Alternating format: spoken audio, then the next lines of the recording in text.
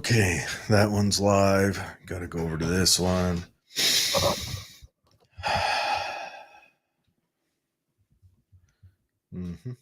Hey, everybody. There we go. Okay, that one's live. All right, they're all golden. So I noticed when I was looking at some of our old shows, because we're doing our sharing and we don't know what's live when, they always start with either I'm under here or we're both on our phones talking to our guests while we're staring at our phones. We don't get host of the year, but it's January like 10th. So we're gonna work on it. Usually I lose my Mother of the Year award about New Year's Eve around 12:01. But I didn't party this year. But I waited a week and then my brother came in town and it was like all bets are off. We had a really good time. My baby brother. Good. It was a good time until it wasn't. Oh, it went sideways? Oh man, I don't know how people in their 40s, late 40s have cocktails. How'd it go sideways? What happened? I woke up and I thought my brain was swelling out of my forehead. I mean, I felt like it was just. And now my brother's in that 40 zone. And now he too woke up because he would always just zip up and go do the next thing. Man, we both had to sleep in a bit that day. But I don't get to see him. And I hadn't had drinks in so long. Yeah. I'm a lightweight, I guess. Well, I had some drinks last weekend, tried some new wine, some Bonanza wine. Bonanza or banana?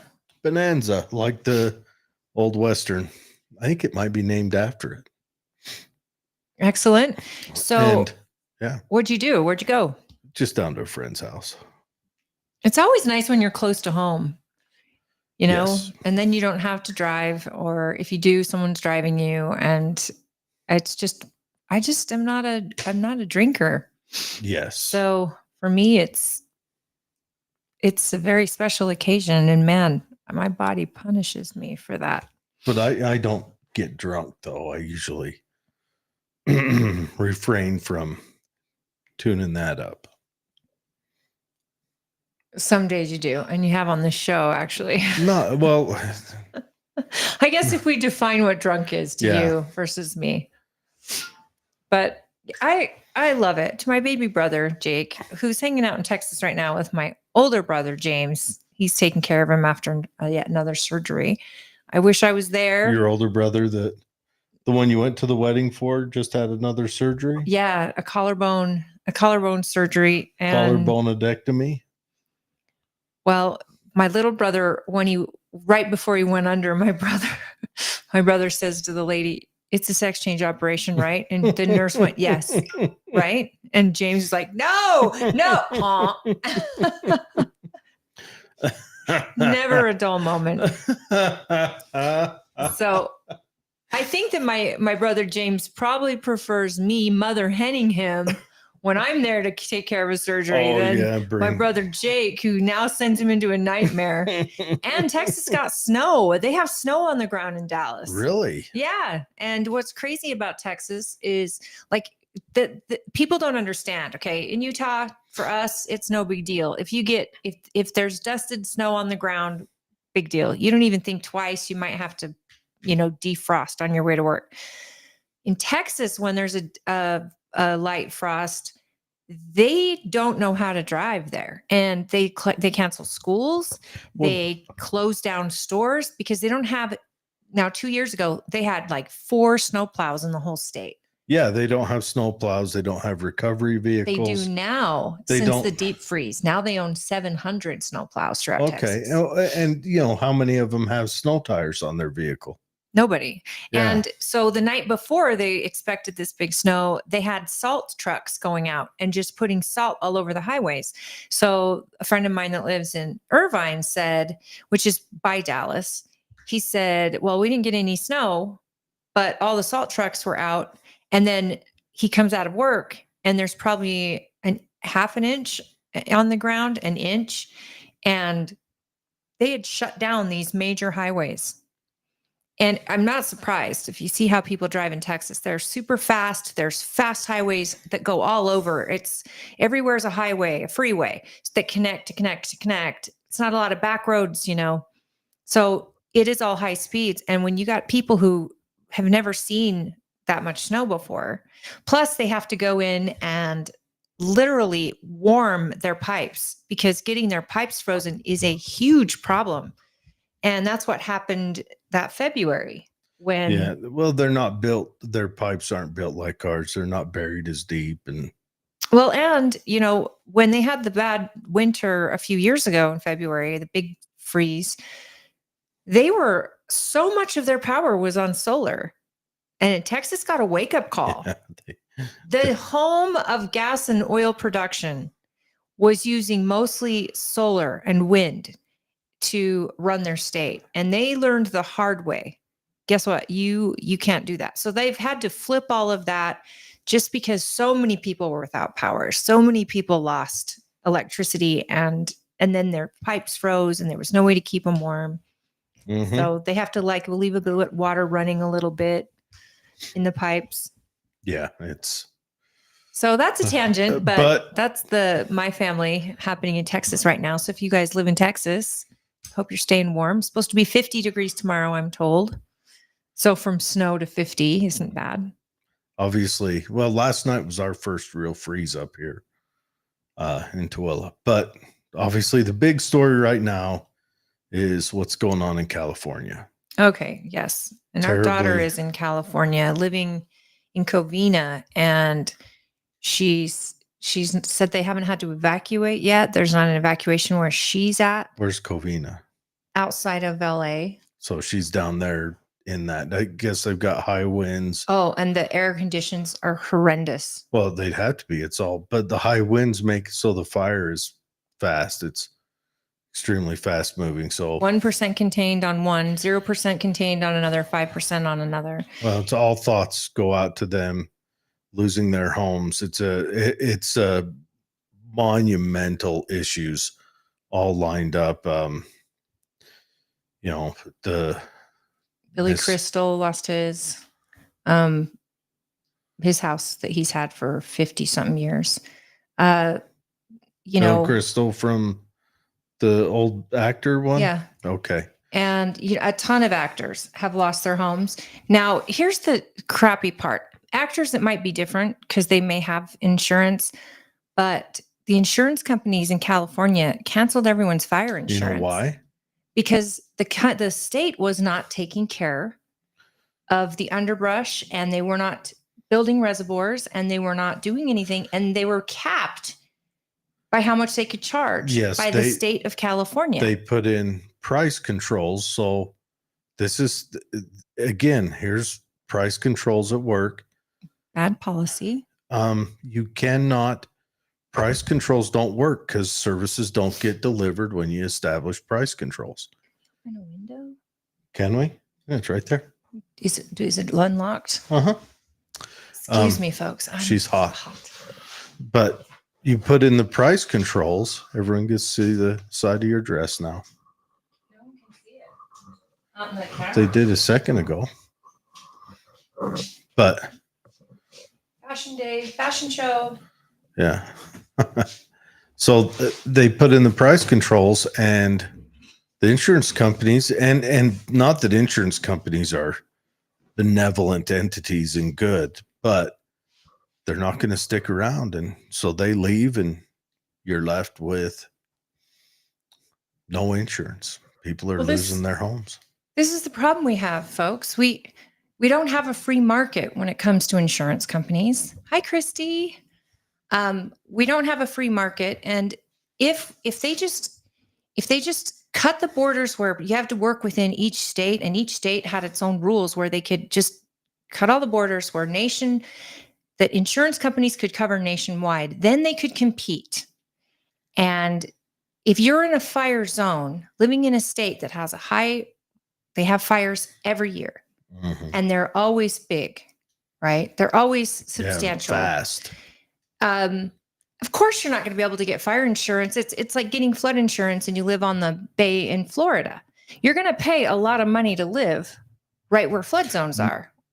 Remember when St. George had that flooding about a decade ago, and we found out after that the insurance companies had changed their policies to where they don't have flood insurance, and it swept like 3 houses down down the Colorado, I think. So Christy makes a great point, because this was another thing that happened.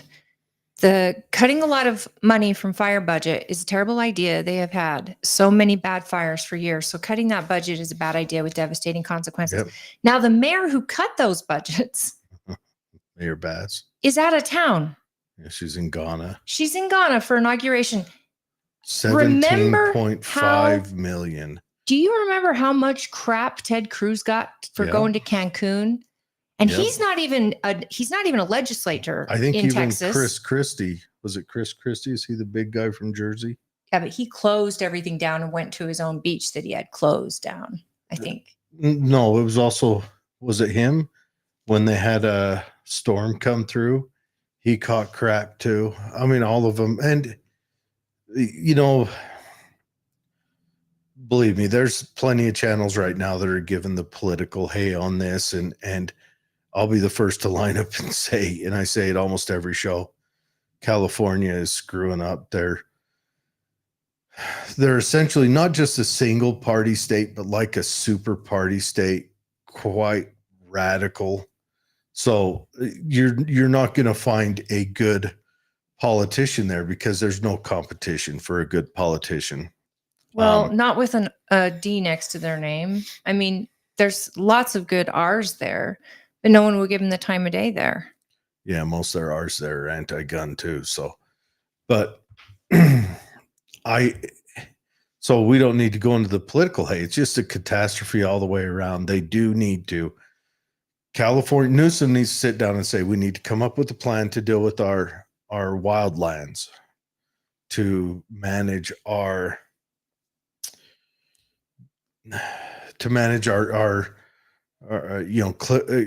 cutting the undergrowth and cleaning it up, and to manage some how to keep the dams full. Absolutely. And how to keep water on hand, and how to keep water elevated on hand. How many times have we brought this up on the show? Every time California needs water, they come to Utah for Utah Shares. Yeah. And we saw them get a record amount of rain over the last few years. Yep. And I didn't see them build one reservoir, or they're living next to the ocean.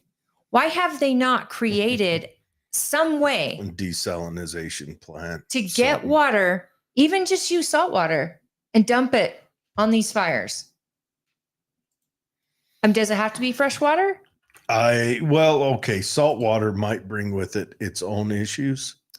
Like it might destroy that land, much like Rome did to Carthage. Much like firewood?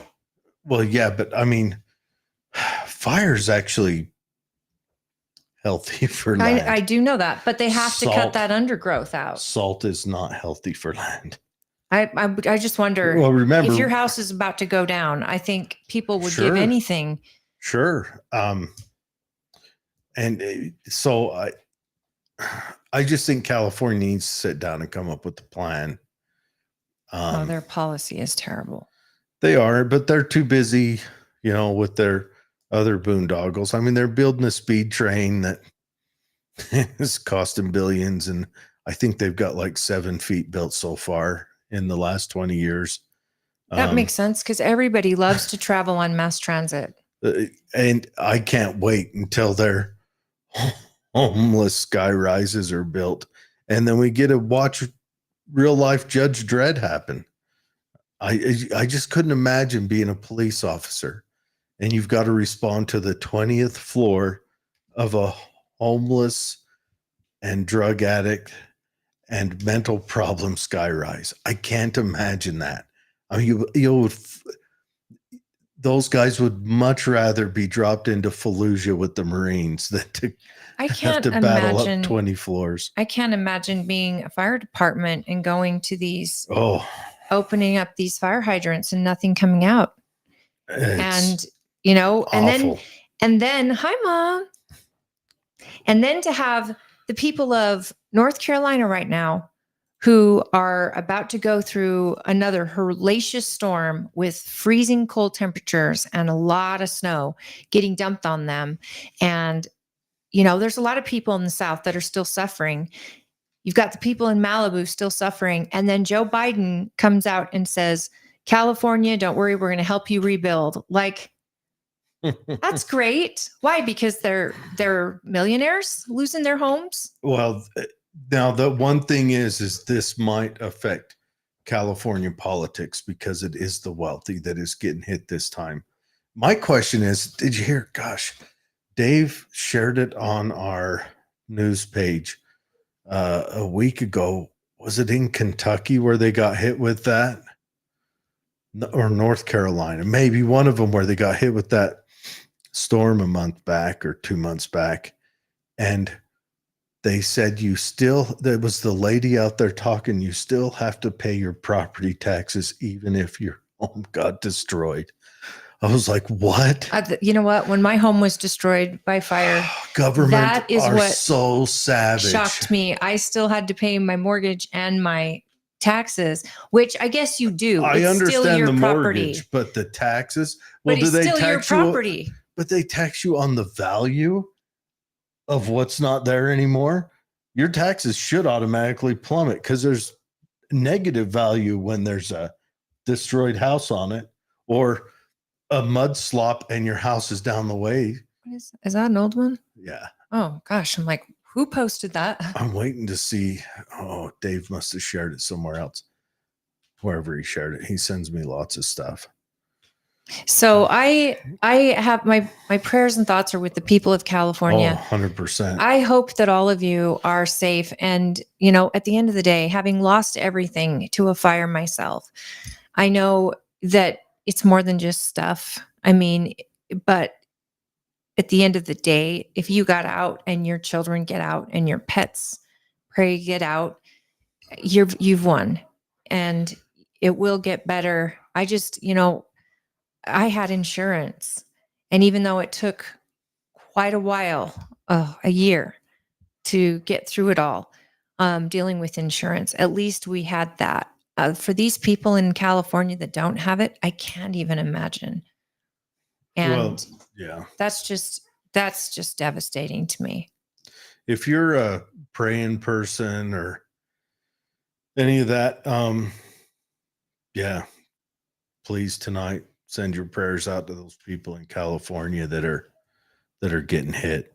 Hey, this is awful, and this is the kind of situation that, I mean, this might change the political field in California. I doubt it'll make them not Democrat, so it's not going to fix it. But and I don't mean to just be hard on Democrats, because once upon a time, Democrats were, it's their policy, sometimes sensible, but right now their policy, they've built a straw man out of global warming, and that straw man has made it so they can't see anything else. It's all they see is that. Jordan Lott says government is doing a horrible job. We need a limited government. I've been to Huntington Beach. My mother's roommate from college lived in California and now lives in Utah. Oh, her name is Kristen Crowley. Really? Yeah, the assistant fire chief or We're deputy no chief. relation. Carol Henderson says we are biased. Okay. Prove me wrong. Dennis Effenbeck says, is it ridiculous to think the fires could have been started by people crossing into the USA illegally? It's not. I mean, anything's possible. I've seen somebody got caught throwing propane tanks into what was already a fire. Yeah, there's been people caught lighting fires, but there was already a fire. They believe the fire was started from an electrical transformer. Yeah, and being blown over because it's a high winds. They've got high winds this time of year, probably kind of the same storm effect that brought this snow to Texas. That's kind of. Carol says you are biased. Yeah. And yes, I think we are, in the sense that we're looking at this policy that they have in California, and it's back asswards. It doesn't make sense that a state would try to stop an insurance company, cap them so that, oh, you can only charge this amount for insurance. Well, insurance companies aren't going to do their work for free. They're a business. They have to make a profit. And so they just cancel fire insurance. So then the state is actively hurting people. If you think about it, the bias is definitely there when they're not preserving their water and they're not creating means to preserve their own water. A state that wants to go purely electric in 5 years and yet has to do brownouts because they can't have people charging their electric cars during a certain time frame, and a state that robs people of freedom. I mean, we are biased. Those policies are what wrecked cities like Detroit, and they've wrecked cities like Los Angeles. I mean, I'm sorry, California used to be the best. San Francisco used to be one of the best cities, the most beautiful cities. And over the course of 20 years, if less than 20 years, it's horrendous. And bad policy will, and people keep voting for it. So I don't know. I guess you get what, elections have consequences. Jordan says prayers for California. My brother's wife was planning on go to Disneyland. I wonder if the fires have changed plans for them. And I'm not sure. I don't have the map in front of me of where these are. I know our daughter lives in Covina, so it's just outside of LA, about 25 minutes from Disney. She hasn't been moved yet, but even she said her landlord has had to go around the entire property and clear it up. Anything dead, all the underbrush, because it's not being done in the forests there. And they do it in Utah, and we still get fires. But our forest rangers and the like, they go in and clear up, especially, when it's really dry. And they build moats, like barriers around really, really impacted areas just to avoid fire spreading. And they try to do this as a preventative, not as reactive. So, I mean, yes, we do have bias, but we live in a state that's a lot differently ran. And Republican policies aren't perfect all the time, but they tend to lean on the side of freedom. They're never perfect. No. Right now, they lean on the side of freedom. The way it goes is when you're the party not in power, you lean on freedom. When you're the party in power, you lean on authoritarianism. Democrats have been in power for 20 years now. Gone quite authoritarian. So sad. This is what Christy says. That was what took that town there. Also, Transformer. I think the name was Paradise. Palisade. Wasn't it Palisade? Maybe. Yeah. Yeah, that's they think, I don't know. That's just what I read, that it was a transformer that got literally kind of blown over. And you can't manage every forest. That's the other thing, especially with the acreage that we're talking. You want to manage what touches up against residential areas. Yes. That's all you have to. That's really what you should try to manage, is what touches residential areas. Do you notice anything different about me? Your hair's different? Yeah, my hair's whole different colors. Oh, yeah. Thank you. It's got a little darker in there. So it's Paradise. It's not Palisade. So there's Paradise City. Okay. No. Shout out to Lacey Cunningham. Oh, like 4 years ago that took. Yes. Okay. Yeah, that was a little further north. Paradise City. That's what Dennis is saying. I remember that was a song once upon a time. Where the grass is green and the girls are pretty. Many a young fatherless girl. Okay. Is it Take Me Down to the Paradise City? Yes. Guns N' Roses. Okay. Well, hey, everybody. I hope you've had a good week. That would be a funny. This week has been pretty exciting here for Utah politics. We've had the inauguration. The inaugural ball was Wednesday night at the Capitol. All of our Utah electeds were inaugurated. And last night, Attorney General Derek Brown has had his inaugural celebration, and that I got to go to that. That was amazing. Derek and Emily Brown. Derek's been on the show before. We'll have Emily on hopefully in the near future. They're just a great couple, and I'm looking forward to how our Attorney General's office is going to go. I did find out that they are keeping some of the best from Sean Reyes' staff in, and John Dougal is going to also be administrator in Derek Brown's office. John Dougal was our state auditor. Yeah. Frugal Dougal. And he's a man of integrity, I think. He was our county auditor, wasn't he? No, state. He was state. Okay. State auditor. Tina Cannon has got his job now. And so he's ran for governor. He ran for lieutenant governor with Amy Winder Newton. Oh, okay. So, he's a great guy. Derek is putting together a great team. That office is special to me. I think because, Sean was a very good friend of mine, and they work closely with the Fraternal Order of Police, and the AG is the top cop in Utah. So when we want good policy for, on the law and order scale, you want someone in there with integrity, and Derek Brown definitely has that. I've known him a lot of years through different situations and circumstance. He's always been very fair, very smart. And when he says he'll do something, that he does it. He's an honorable guy, and he's got an amazing family. Christy says, by the way, your hair looks pretty. Yes, Christy, I failed. Thank you, Christy. I'm still a guy. It's new color. I went from super dark. I've got really, really dark and really, really blonde in here. How many guys want to go with me on this and say, if you're going to get your hair did, you should have to wear like a special, like a t-shirt?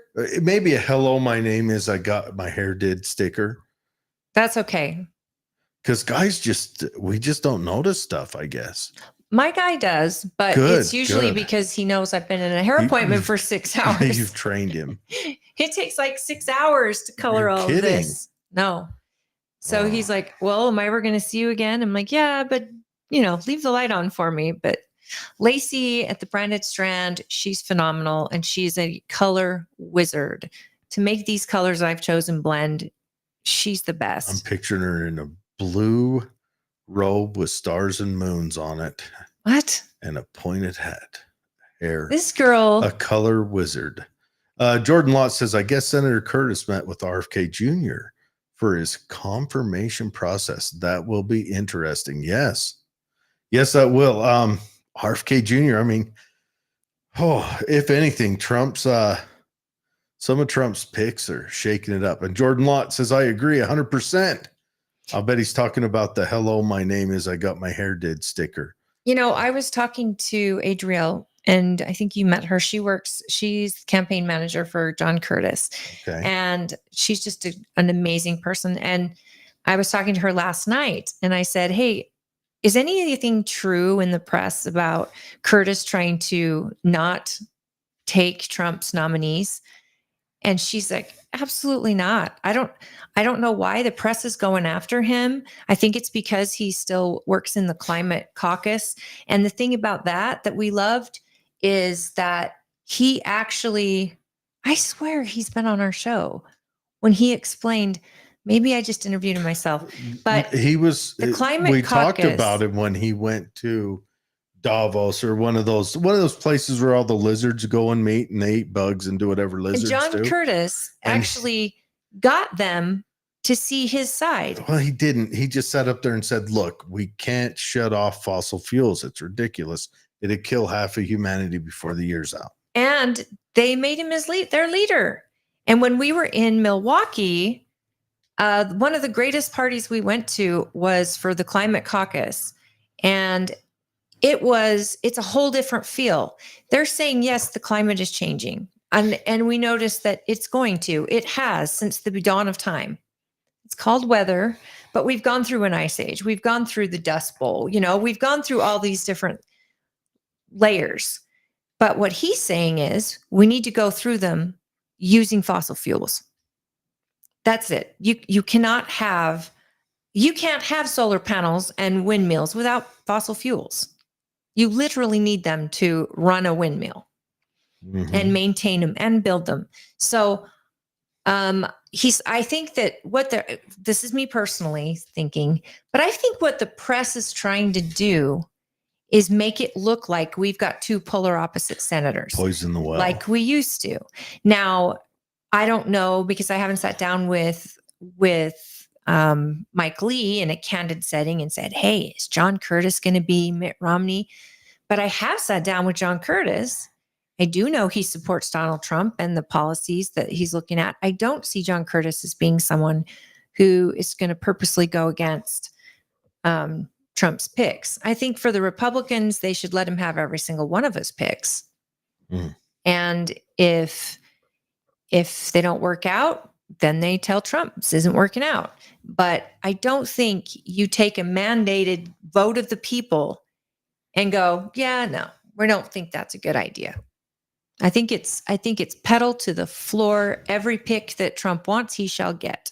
I think RFK is going to be interesting. He's going to shake stuff up.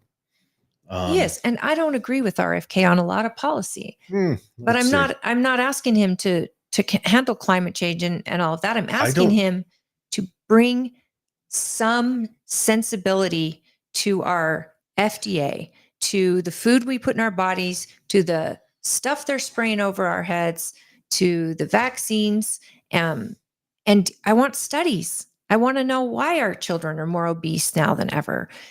What is a good amount of sugar to put in things that isn't going to be addictive to kids? I heard it's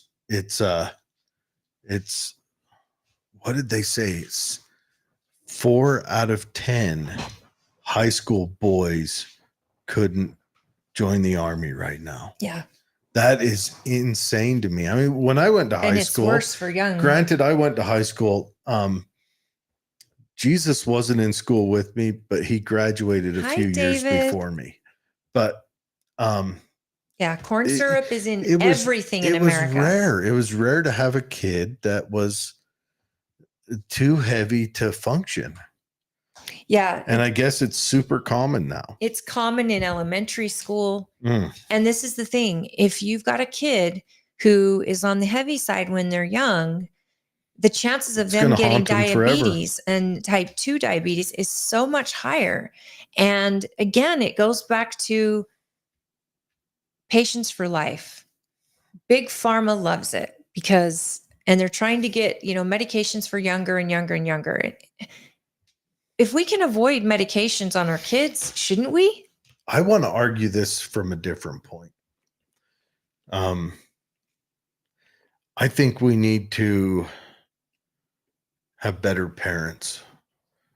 I think that we as parents need to make sure that we instill that nutrition. We got to quit relying on the government and what the government says and does. But we as parents were raised with it too. Sure. That's why we got to step up because, man, I'm guilty of this. I'm 100% guilty of it. I got my kids McDonald's last we've got night. We've got to do what Nicolene says. Live that lifestyle that doesn't need to be governed. And I think it's a lot harder and it's going to be a lot tougher. Freedom is messy and it requires an individual discipline that's far more difficult than being told what to do, but far more important. And if, when you, like I say, when you go to Europe and you go to a grocery store, you don't have these high sugar cereals. There's corn syrup's not in everything. And in America, it's like we've subsidized corn so much. And neither is glyphosate in everything. Or artificial dyes. Yeah. So, I mean, so we've got to get, and you see it once in a while, Katie's got a cousin who her kids don't. All right, David, you just zip your mouth right now. I need to ban fast food. Well, okay. Here's the thing. let's not do it through banning. Let's do it through responsible freedom. Let's do it. Liberty is freedom through responsibility. I don't want to put businesses out of, I don't want to put anyone out of business. Not by force. McDonald's should be able to say, hey, Patricia. Hi, friend. Every business should be able to sell what they want to sell. If you want to make a sugar cereal, great. Should be able to sell what they can sell. But I think there has to be, they already tell you the ingredients. Oh, good. David, have you met Patricia? You two would get along great. I think they'd argue bigger like cats and dogs. You think so? It'd be nightmarish. They'd be the cutest couple, though. Yeah. I think that they already put calories, they already put sugar grams and things and information. I think that if we educate people, I don't want to ban anything. If you want to make a sugar cereal, that should be up to you. And if you want to feed your kids that, but I really, really think that people don't know. And so I think informing people of what these artificial dyes do to you, what they do to your kids, how they they can alter the DNA of someone. I know that get them sick. That red dye can alter moods in kids. That's been a big one. We love the you, ADD. Patricia. Yeah. When you were a kid, how many kids in your class were on medication for ADD? None that I knew of. And did we know what ADD was? Soylent Green. Hold on. People. Did we have ADD when I was a kid? I really don't think so. It might have started showing up in high school. I know there was two boys that I was friends with that were probably 3 years younger than me, 3, maybe 4, that ended up on ADD medication. Ritalin. And both of them swear that it messed them up for the rest of their life. Yeah, it could have also been the alcohol and drugs they got deep into. But I don't recall it in my. It was okay. She says no. It was the kid was hyper. But see, I don't recall a kid being so hyper they couldn't focus when we were in school. Teachers were different then, though. But so was sugar, and so was school. I mean, in school we used to have ag classes. If you had a kid who needed to burn off steam, you throw him in a wood class for third period. He'd burn off some steam. But I'm saying, yeah, boys are going to be more energetic anyway. And nowadays they just want them to sit and. If you go to your pantry and just look at the ingredients and how much sugar, corn syrup is in ingredients. I was shocked at how much high fructose corn syrup is in everything. And it's really, really in everything in America. Mm-hmm. Now, Patricia has a great comment. She and we've had this discussion. Steak for breakfast. It's a perfect breakfast. Started off with a big old chunk of protein. Yep. But she spelled it Stake. So she mean wood? No, she means because we went down to Moab, and I went and grabbed some ribeyes to cook for breakfast. I told her this is how breakfast is done. That is a normal breakfast and she was shocked. If you got money or if you're camping. You know what? Sacrifices must be made. Proteins, babe. Yeah. What people eat bacon and it's a protein. Mm-hmm. I love steak for breakfast. Yep. Dennis says Carnation French vanilla creamer is addictive, but so bad for you. Yeah, it's oils. Oh man. Most of those creamers you buy there without it. I drink my coffee black. I like my coffee. I won't drink it without a creamer. And you're right, Dennis. I know it's not good for me. It's all oils. It's oils and sugars. And it's all seed oils. Seed oils also apparently, so they say, have negative effects on the body and overconsumption. That's why when I cook, I like to use beef tallow or butter. I try not to use any of the vegetable oil. I like olive oil. And in Brazil, olive oil is pretty good. But Patricia is from, right? Uh-huh. They eat all kinds of meats for breakfast. Patricia grew up on a pickle farm. I don't know. She says, yes, Moab. And he want me to eat that for breakfast. Oh, the humanity. I know. Yeah, I like my coffee black. Sometimes I'll put a pat of butter in my coffee and stir that in. And, What? yeah. And You're lying. that's how I like it. Yes, that's how I drink my coffee. My family in Europe eats, like they'll eat salami and like sausages, and not just like what we think sausages, but these big brats and all kinds of sliced meats. And I remember thinking, this is breakfast. This is crazy. It's a perfect breakfast. It's protein. It's good for you. It's probably better for you to eat a steak for breakfast than it would be a bowl of cereal. And if you're exercising and working out or hiking or something, steak. I mean, we would have it when we were camping, and I mean, it's kind of a delicacy. My hard part is coming out of Christmas with all the chocolate around. Oh, I am a sucker for that. Yeah. Chrissy says, when I drink black coffee, I pretend I'm camping. Here's the thing. Once you get the taste for black coffee, you won't like coffee with creamer in it, because you won't like that greasy feel. And when it kind of coats your mouth with just the sugar, you get used to the flavor. And then when you start picking coffee, you pick your coffee for the flavor of the coffee. I do that. I do that too. Yeah, no, you don't. You pick your flavor. You pick your coffee for how it accents your sugar and oil. I promise I don't. I love the flavor of the Pike Roast Market, the kind they make at Starbucks, but I don't go to Starbucks ever because I don't like the foo-foo drinks. But I love the taste and flavor of that Pike's Roast. The Pike's Peak. Pike's Peak. So I love this. So David's right. All meat diet is popular right now. The carnivore diet. It's very popular. I'd so be on it if Katie had let me. And what's funny is, like, I've been, watching what I eat, and I find that I crave protein like meat or eggs. And my husband, who's bodybuilding like every day, he's big on proteins. And so, I mean, I would rather eat protein than have to put it in a powder and drink it. And also, steak tastes better than whey. Oh, yeah. Steak's a good time. Only in America. And she is not from the farm.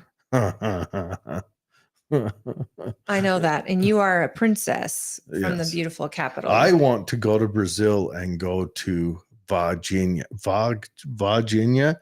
How do you say that, Patricia? Virginia. They had a big alien encounter there in the 90s. Big story. They just made a movie about it. Can't afford beef. Freezer's full of wild game. See, that's the way to do it. Yeah, that was our house too. Wild game is much better than beef. Ugh, I can't. With venison, I can't. I can't even stand it. My mom thinks she would always try to trick me and tell me I can't tell the difference. Oh, I just can't. I can always tell the difference. My dads would go deer hunting, and we'd have freezers full of deer meat, and yeah, that would be a lot. We'd have it camping. I love deer meat.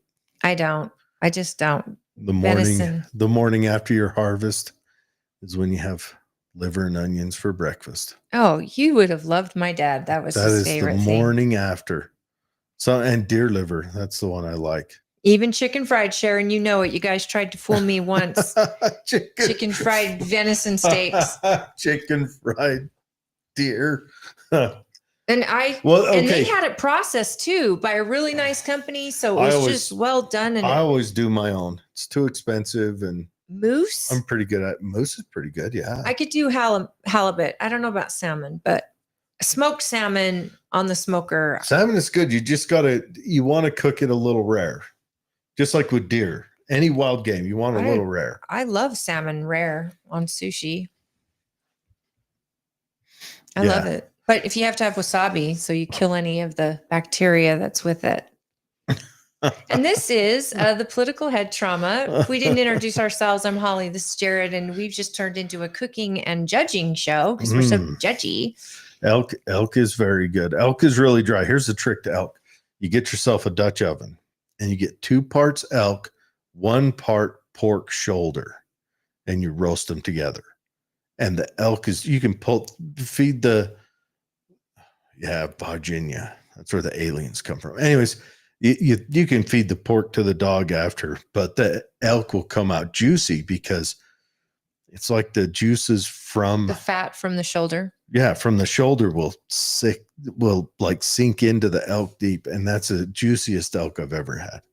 Like, how do you roast it? Do you put it in like a pressure cooker or A Dutch oven. Okay, Dutch oven. Yeah, and you can do that on coals, or you can do a Dutch oven in your oven. Do you know one of the best dishes I've had ever is at Chuck? What is it? Where all you can eat buffet? Chuckarama. Chuckarama. Their Dutch oven turkey is the best. I would go there just to eat that. Jared moved to. Oh yeah, this is my Boogaloo shirt. Yeah, there's a luau later. Yeah. I didn't get the memo. Just so you know, if I ever go on death row, I want a Dutch. Seriously, the question is what will you have? Like, if I could pick my own, Everything. My grandpa used to make a Dutch oven turkey for Thanksgiving. About every third Thanksgiving, that was off the charts. The old man makes a Dutch oven chicken that's fantastic. I make a pretty vicious Dutch oven beef roast, but I also make a mean Dutch oven. What do you call that? The apricot cobbler or peach cobbler or whatever, whichever. You can make it out of any fruit, but I make a vicious cobbler, so I'm pretty good at that too. So when I was a kid, and all my life, we would go to Lake Powell, and my dad would dig a deep hole in this sand and bury his Dutch oven in it with the coals and everything. And I think he would do a roast with potatoes, carrots, celery, and we would just spend the whole day boating and all of that. And the end of the night, he'd dig it up, and it was the best. I mean, yeah, if you got the time, I throw everything in that. I would throw everything, and it makes its own gravy in there. Oh, so moist, so good. Mm-hmm. Dennis says a pit barbecue, putting a pig in the ground. Oh yeah. That's good stuff too. I'm starving all of a sudden. I don't even think I own a Dutch oven. Mom, do I own a Dutch oven? Mom, do I own a Dutch oven? Mom, you still have one, right? You can borrow one of mine if you need to. You have more than one? 4 or 5. Oh my gosh. I think they're the best. Like, I just got a smoker over the last couple of years, and I'm still learning how to do that. Yeah, you got to. My brothers are pretty pro at theirs. Ooh, had whale in Greenland. Dave had whale. What kind of whale was it? Chris says every house I ever lived in, always a Dutch oven hole. Yeah, really? You can do Dutch oven in your house. You know, set it to 350, 300. Slide the Dutch oven in there. Yeah, but a hole is so cool. It really is. It's so cool that you can. It is, but Dutch oven, don't like, if you live in an apartment, buy a Dutch oven. I don't care where you live, buy a Dutch oven. It's just like having a special, what's that company Katie likes? Prairie Princess or Savannah. I don't know. She makes cutlery and pots and pans and stuff. Savannah. What is it? I don't Pioneer know. Woman. Prairie Princess. Is it Pioneer Woman? But anyways, Little House on the Pioneer, something. But, but a Dutch oven is one of those. Get yourself a decent Dutch oven. I mean, if you're just a single person, get yourself a small forecourt. You'll get a lot of use out of it. Get 3 or 4 of them, because you can make the dessert in it, everything. Okay, David, a yummy whale. So you don't know if it was blue whale or a killer whale. Tasted like liver. Not a high fan of iron. liver. So yeah, I don't mind liver. It's like a texture thing. It's like cow tongue too. A lot of people won't eat cow tongue. It's just super tender roast, and it tastes you back. It's like the people who eat escargot and frog legs. I've tried both of those. I mean, but would you prefer it to a steak? Oh, no, probably not. It was In a it store? was in a store. He just bought it. Yeah, I guess if you're in Greenland, you can do that. You go to Mexico, you can buy a great big pig head Oh yeah. right there at Walmart. You don't have to be in Mexico. You can do that here in Tooele. I haven't seen a pig head at Twilla. I'll bet you could get it at any of our meat markets. Tooele Valley Meats probably Yeah, has it wouldn't be Walmart because they don't even have a butcher. yeah, not Walmart. I mean, in Cancun's Walmart, maybe it was Mazatlan. The worst part is there were like flies around it and stuff, and I'm like, this isn't. I feel like I'm looking at a crime scene here. Like I wasn't meant to see this. If Christy could keep one pan, it would be her Dutch oven. Yeah, so useful. My You mom can gave do me so much with them. The frying pan that it's made out of that cast iron. The iron skillet. That you have to keep it oiled and Mhm. all of that. I love that thing. It's all I cook on. I make mushrooms on it. I like to sear my steaks on it Mhm. before I put them in the smoker. Yeah. But I love that those are still items that we still use, and that's back from what, colonial times, if not Sure. sooner. Sure. Yeah. You can pass those down from family to family, like my mom passed down to me, because they last so long and they're really well built. And I don't know, you don't see that anymore in pans and pots and things that are made. No. So there's that. So this week, anything exciting happened to you? Well, I just want to throw out. I did an interview last week with. I love my pressure cooker. Yeah, we've got one of those. Or what is it called? Instapot. Yeah, one of those. I want to start doing bottling meats, but we're getting sidetracked back on. So I did an interview with Gun Nuts. The guy's name is Austin Powers. Is it Austin Walters?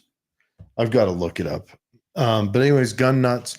It's a local Utah apparel company. He makes mostly outdoors and hunting kind of attire. And I've been editing the interview for like a commercial style purposes. But everyone go check out gunnutsusa.com. Does he sell guns? Look at his clothing. Nope, just apparel? clothing. Yeah. He has some Christmas stuff. It's past Christmas, but elk antler, like an elk rack. Is it for concealing? No, it's mostly outdoorsy stuff, mostly hunting stuff. But it's good stuff. It's a really good one. A good looking one is got kind of a flag and a bow montage. I'll see if I can throw a little bit up there. Yeah, guys, go check out his website and then tell him how you found out about him by mentioning us, because we would love to get sponsors on this show. And we are happy to talk to any business we believe, especially in the entrepreneurial spirit, anyone who's starting their business or would like some help with it. And if it's a good product, let us know. We're happy to talk about it and eventually make a sponsor deal out of it if possible. And seriously, the price is $40. The price is freaking awesome. Okay. But that's a good looking hoodie. He's got hoodies, t-shirts, hats, things like that. So go check him out. Again, that's gunnutsusa.com. Yes, gun nuts, like squirrel food. Yeah. Gun squirrel food USA.com. Let me see the Navy one. The Navy one? Yeah. Is that this one right here? Is that Navy or black? That's black. Here, let's see. Oh, no Navy. Nope. Got a heather. Got a dark chocolate. That's a great price for a hoodie. Yes. And I mean, $50 is the norm when you're buying a hoodie, especially a special hoodie. $39.99. So it's on sale. Yeah. And the Christmas collection. You should reach out to him and see if he'll give us a promo code. Oh, yeah. I should check it out. See what he's got. For those of you who are in the know, they've got a Christmas shirt with a light decorated SBR That's a short barreled rifle. So yeah, you guys check it out. That's nice. See what you I think can't wear about white. I would just wreck it. My sleeves, and there'll be a drip. I'll just wreck it. it. I'm horrible with white. But anyway, so okay, without further ado, we've got a guest. So Katie is coming on with us. All right, Katie Adams Anderton. Katie is the chair of the Utah Democrat Party. And so I want to call and catch up with her now before we get talking about politics. We're going to talk about a little bit of a fundraiser she's got going on. We're going to get that headed Is up. she Utah County's chair or Utah State? Utah County. Excellent. So we actually talked to her on election night. Isn't that right? Yes. And great. And then then we'll do some catch up with the Democrat Party, see what they've got going on, see what change that got going in. But Katie does a lot of outreach, especially on cancer stuff and stuff like that. So we want to really kind of spotlight that with her before we begin anything else. But let's bring her on. Hi, Katie. Hi guys. How are you? You again. Good. Yes. How are you? Good. So, I'm good. have you had involvement with someone with cancer? Myself and my mom. Yeah. So I have a genetic mutation called BRCA. I have BRCA2. And basically I'm at a higher risk of cancer. My body does not fight cancer cells as adequately or at all as it should. And so I had a double mastectomy at 22. I had the beginnings of breast cancer. It sucked. Very expensive too. Who knew? Cancer is very expensive. So I am an ambassador for the American Cancer Society's Cancer Action Network. And what we do is we educate our electeds on cancer bills. So we work on things like prescription costs. Yeah. Did they do a genetic test on you to find out that you were predisposed to cancer? Yeah. So did that hurt your insurance ability?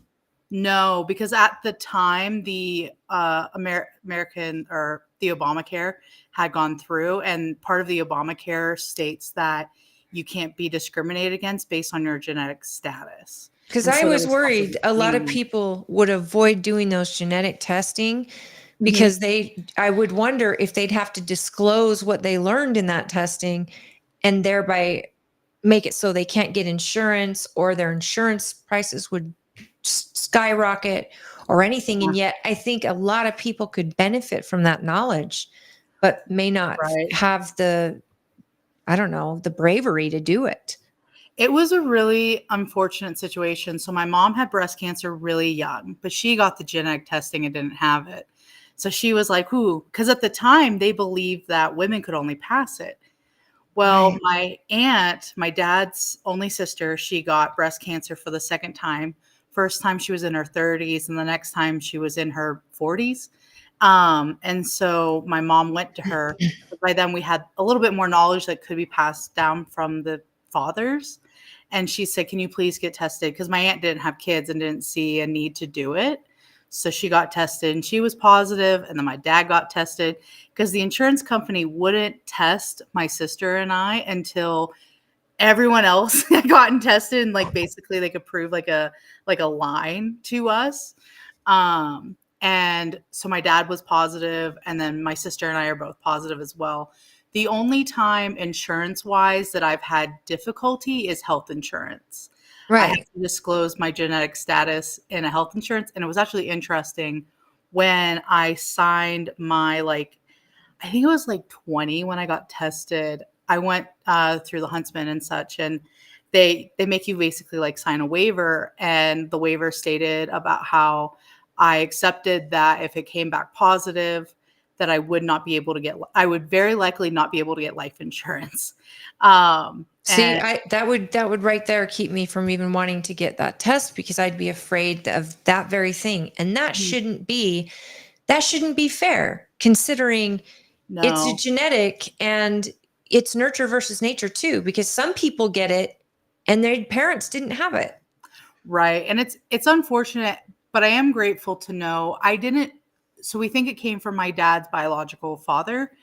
He died when he was 40. My dad didn't really know a ton. Like, we knew his family and everything, but he kind of separated himself from them for a variety of reasons. He joined the military when he was 17. He went to Vietnam, did the whole thing, had got married, found love. And so he didn't really talk much about his extended family. But when we started looking into them, a lot of my aunts had died of breast cancer and ovarian cancer at the age of like 30.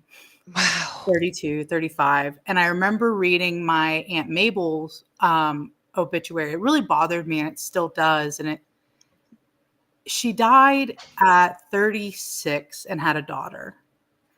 And her daughter was like 6. You know what That's I mean? horrible. And like, to know that this child is being left without a mother, and like, I couldn't have lived with myself not knowing if I was positive, because I would want to make sure I had the best care that I could get. And I was being Right. mindful, because even though I'm positive, it sucks. Full disclosure, it sucks. But there's a lot of like really great things we have that's preventative. Some women get preventative double mastectomies. Some women get preventative hysterectomies. I'm at a higher risk of skin cancer and pancreatic cancer. And so I have to go get testing every so often. And I didn't come to Utah knowing this, but Utah has one of the best cancer institutes in the world. Yeah. And the Huntsman's amazing. Like, that's where all my cancer care is taken care through. And it is incredible how fortunate I am to live out here, to have access to that kind of care. Because I think about my sister. She's in rural Pennsylvania, and she has to drive an hour and a half to get to the Cleveland Clinic for her care. It's not that far for me. And Huntsman is actually not only my husband went through it as well up at Huntsman, and I lost my father to cancer. And we got him to 71 years, but no cancer in our family previous.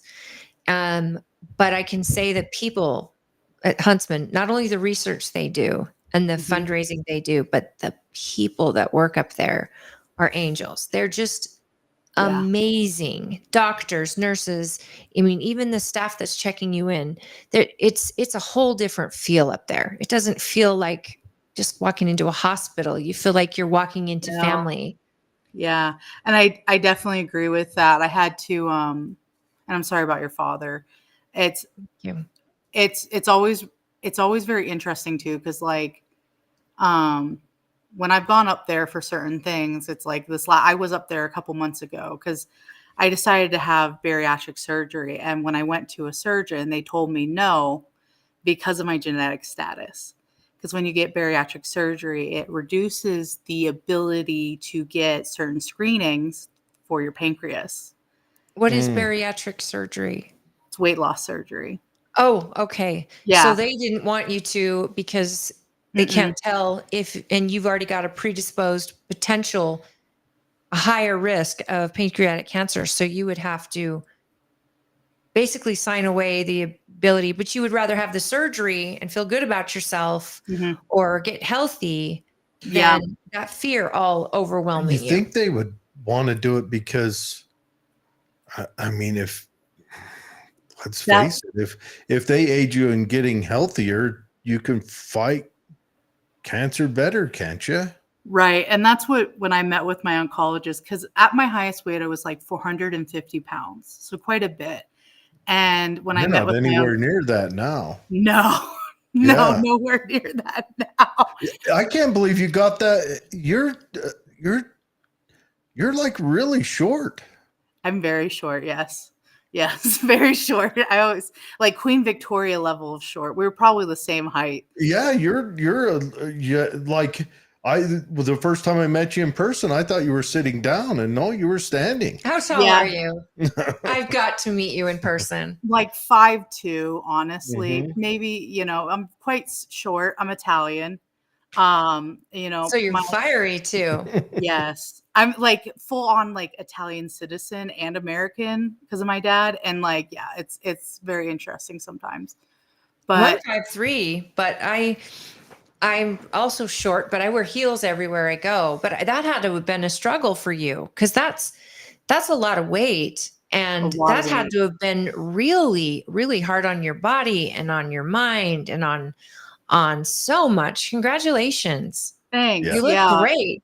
Thanks. Yeah, but when I met with my oncologist, they said we understand that you'll be giving up some of the ability to watch out for pancreatic cancer. And I don't know much about my dad's family to know if anyone's ever had pancreatic cancer, but I've had people in my life that I've known as like just association that have it, and it's not an easy detectable one. It's also not an easily treatable one. But at the end of the day, I'd rather get at least 10 more years of, because that's what they base it off of, is like people who do bariatric surgery tend to get 10 plus years on their life added back, you know? And I was like, I'd rather take that and die of cancer than die of a heart attack in my sleep like my grandfather did at 40. So, Yeah. but yeah, Hey, it's I been a think, wild yeah, road. we live in to live in the now, because tomorrow isn't promised. I mean, you could get hit by the beer truck too any day, but to Right. enjoy your life now and be happy in your own skin, that's worth more than most people can ever imagine. I mean, to Right. me personally, I am with you. If I found a way that I could actually feel better in my own skin, I'd take it. Yeah.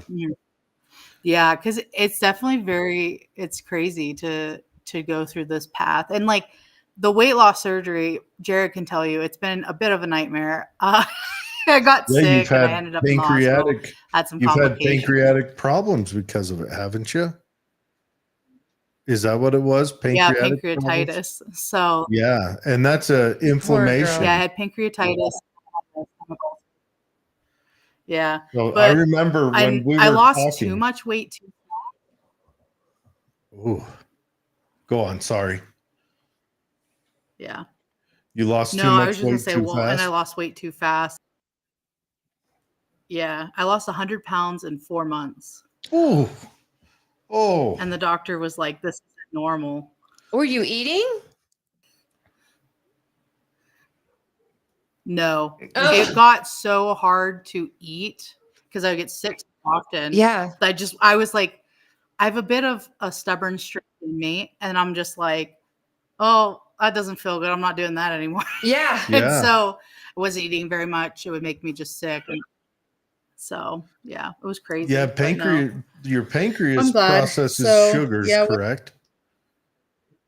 Your pancreas processes sugars, Yeah, I correct? And believe so. so anything you eat, especially in the US, that has sugar in it, your stomach wouldn't know what to do with it because your pancreas isn't producing the enzymes to process the sugars, so it'd make you sick. It's the same.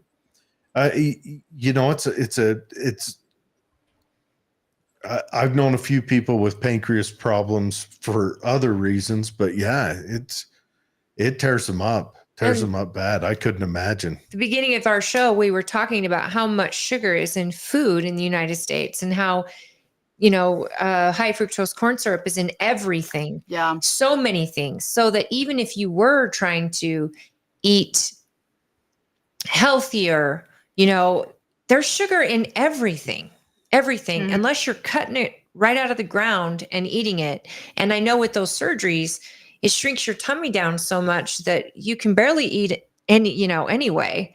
But if it's making you sick, then it turns you completely Right. off. And David just asked a question that I was going to ask. If you could do a genetic test in another country and not have it show up on your record in the United States. Ooh. Go down to Mexico, get it done. I don't know, because that would be curious. I could get it down in Italy. because I'm a citizen. So much easier than, I guess, traveling to to Italy is a little bit longer than Mexico, but I don't know how that would work legally. Yeah, and you don't want to get 'Cause, wrapped like, up legally. I have no idea. That wouldn't be worth it to get wrapped up legally. But Yeah, I'm not. if it's just a suggestion, right? Yeah, it's You're just a not suggestion. guaranteed to But get pancreatic cancer or skin cancer, if right? you do it in Mexico, you do it in Jose's garage. I'm sure he No. doesn't report But isn't anything that- up higher. Isn't that true? These genetic tests just say you're more Well, it doesn't likely. get reported anywhere. Yeah. But then how come life insurance? Yeah, so I'm at an 80. I was an 86% chance because life insurance is a circuit of gambling True. a wee bit. It's like the bookies on your health. Right. But you have a higher percent. But do you have to disclose that you've had genetic testing on a life insurance application? So what they do tend to do is they make you go through a physical, and one part of it is a genetic aspect. Ah. They make you like spit. They take like parts of your like inside your cheek swab, and that's what So they're looking for. They're it's testing not about for you. things like Oh, so it's We have not a about delay you here. reporting. no, they'll find it. It's about them finding it in you and then turning you down. That's why you need a job where it just Let me comes turn off with my. your benefits. You get a life insurance policy Mm. without like I have one with my husband's Mhm. work and he has one, but they don't have a testing. We have a delay Mhm. here. So Yeah, she's got Stansbury Park internet. Yeah, I just turned off my camera. Oh, okay. The Oh, is it you? I have fiber, and I didn't know if it was me or you, so I turned off my camera. he just tried to help. throw that in Sorry. to blast my home. oh, her internet is awful. She lives in like the rich land of Tooele County. On the island, they drink their tea with a pinky We up, don't have fiber and internet. their internet is hot garbage. The rich do not We have live fiber better. where Not Remember on that here. time that the government said they were going to spend 15 billion on high speed internet across the country and they haven't laid one fiber yet? Remember that time? I do remember. Did Google ever set up its internet down in Orem? Wasn't that one of the selected cities? Yeah, Did they set it up? yeah. Provo and Orem both have it. How is it? Yeah, and Lehigh, we have it up here too. Well, yeah, because that's Oh, I where love that's where Google and all the software companies are. They did it. They did it for themselves. They did it for that spy company down there, the NSA. But how much does it cost? Oh, so I'm in an apartment, so it's included in my thing, so I wouldn't know. Really? Okay, I want you to have the It's like one of camera those. back on. I want to see your beautiful face. Yeah. We'll just let you Oh, talk thank because you. we're terrible. Let's let you. I Well- want you to talk about the Yeah. Let's talk about. process of, because she was right in the middle of a story. She lost weight too quickly, and then what happened? You were Mhm. talking about getting into pancreatitis. Oh yeah. So when you get pancreatitis for me, and after you have the surgery, you have to go like on a full liquid diet. So for like months, I was living off of broth and like protein drinks. I'm going to hate protein drinks, I think, forever, but I still drink them because you have to. But because I lost the weight so fast, I can't feel parts of my legs now. Mm. Because the skin just like became so loose, not to be gross, and because it stretched, couldn't catch up, couldn't go back to normal. I have a walker and I have a cane now, so it's cool. It's real fun. I'm sorry. But I think it's going to get better over time. Well, do you It's do okay. you have plans to have that skin removed? Yeah. Oh yeah, for sure. I have already plans of places I want it done. Because I'm due. The weird thing about when you get a double mastectomy is no one tells you about implants. You have to get them replaced every 10 years or so. You have to? And so I'm due to get mine replaced. Yeah, because they'll capsulize and it's like a calcification around the implant and it can become very painful and discomforting. Mm. It's because my implants, when you have a double mastectomy, they don't recommend. So initially, before probably my mother's time, they would take the implant and put it between the pectoral muscle and the skin. Well, now they've changed that. They now want the implant inside of almost pocketed inside the pectoral muscle. Under the muscle. And right. so it's under the muscle. Yeah. And so that's where they're putting the implants at. The problem is that even with the mesh and stuff, over time it calcifies and it can cause a lot of pain for people. Like my aunt just had hers removed. She didn't get any new implants put back in because of the pain was just so immense. of having them. Well, and I think science and And no one tells technology you. has, over the last 5 years, I've seen some of these implants aren't made of saline anymore. They are made of like a gel, and it's almost like a gummy bear. Silicone. You, this is no kidding. It looks like a gummy They're bear. amazing. You cut it in half. Got two Nothing little spills ears under out. the skin. Not the shape, silly, but the Yes. innards. Like you could cut it in half. Nothing would spill out. I want the cherry flavor, Of please. course you do. Grow up. This is a grown-up discussion. But that I have is those all ones new and I love technology. them. I didn't think those had to be replaced every decade. I thought they had to be replaced like every 20. Do your husband a favor. Get cherry on the My right, doctor told me raspberry on the left. He gets to live in both worlds. And you got to put the ears maybe facing up, I will. just so that the bumps look. Yeah. So you have a little bit up here. Yeah. Yeah. It's wild. But no one tells you when you're going through breast cancer care that like going no implant is an option. Like it's always like, oh, you're going to get implants, right? You know? And I think more women, if they knew kind of, because we're seeing a lot of breast implant illness on the rise, women reporting it, those types of things.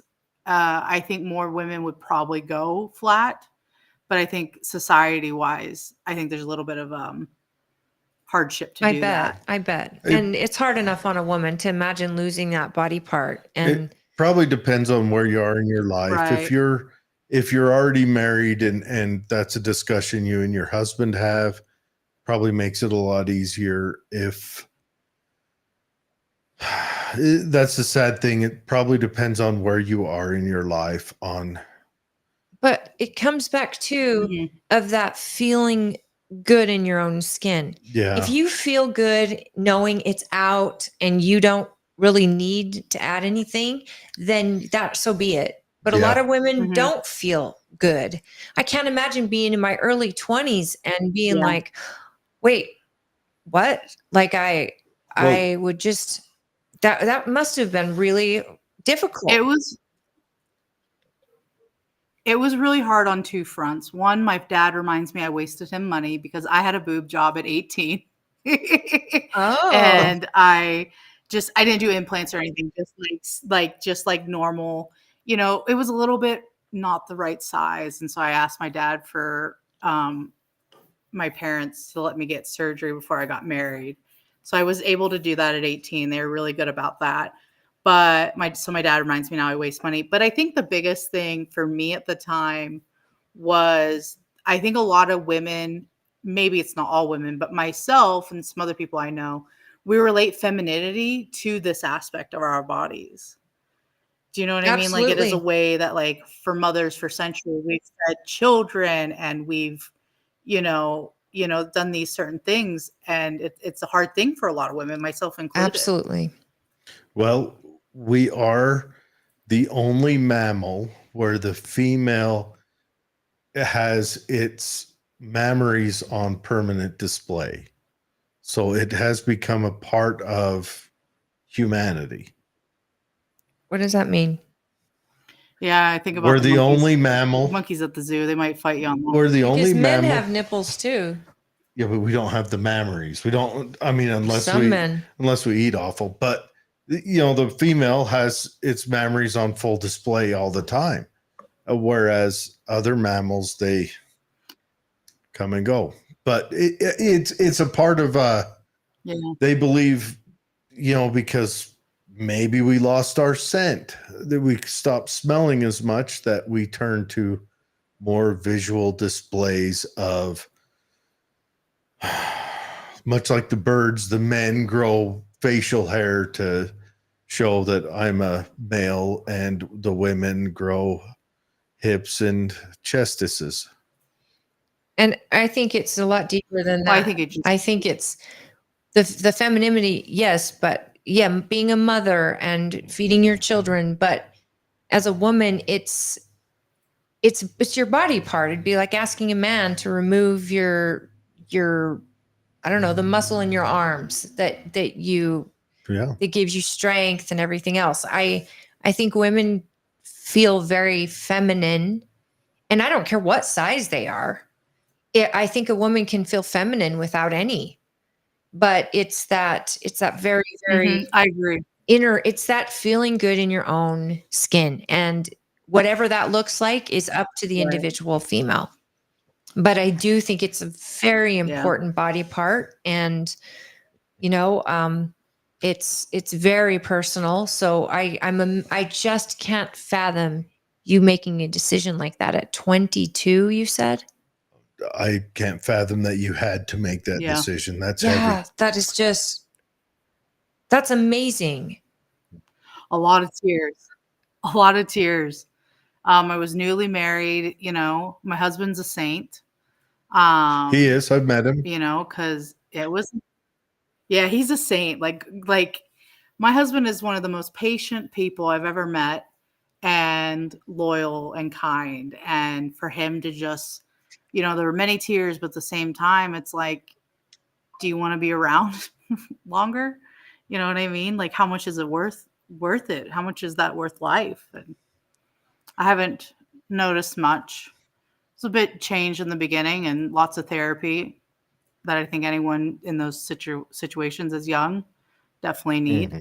But I haven't regretted I it. know women in their 50s who have had the same thing, and it's the same, where it's such a mental, it's so hard. You're losing a piece of yourself that you've defined yourself around. Yeah. I'm very feminine, or I like the way my body looks, and I hate to do this, but I want to be alive. And I think it's a testimony to your marriage and the strength of it and the love, because some people are shallow and would be like, oh, I'm not going to be with Right. you. We're in our 20s, but he obviously loves you Yeah.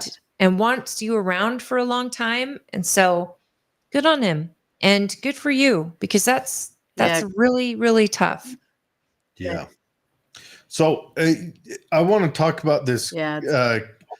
cancer action, the American Cancer Society Cancer Action Network. Now, for anyone out there who says we need to do away with lobbyist groups, this Cancer Action Network is essentially a lobbyist group. They go up and they educate our elected officials on what's going on to help them make better decisions. So that I, for one, support lobbyist Cancer groups. affects every It person does, in this sure, world but in some way or another, and we haven't been able to fix it or solve it yet.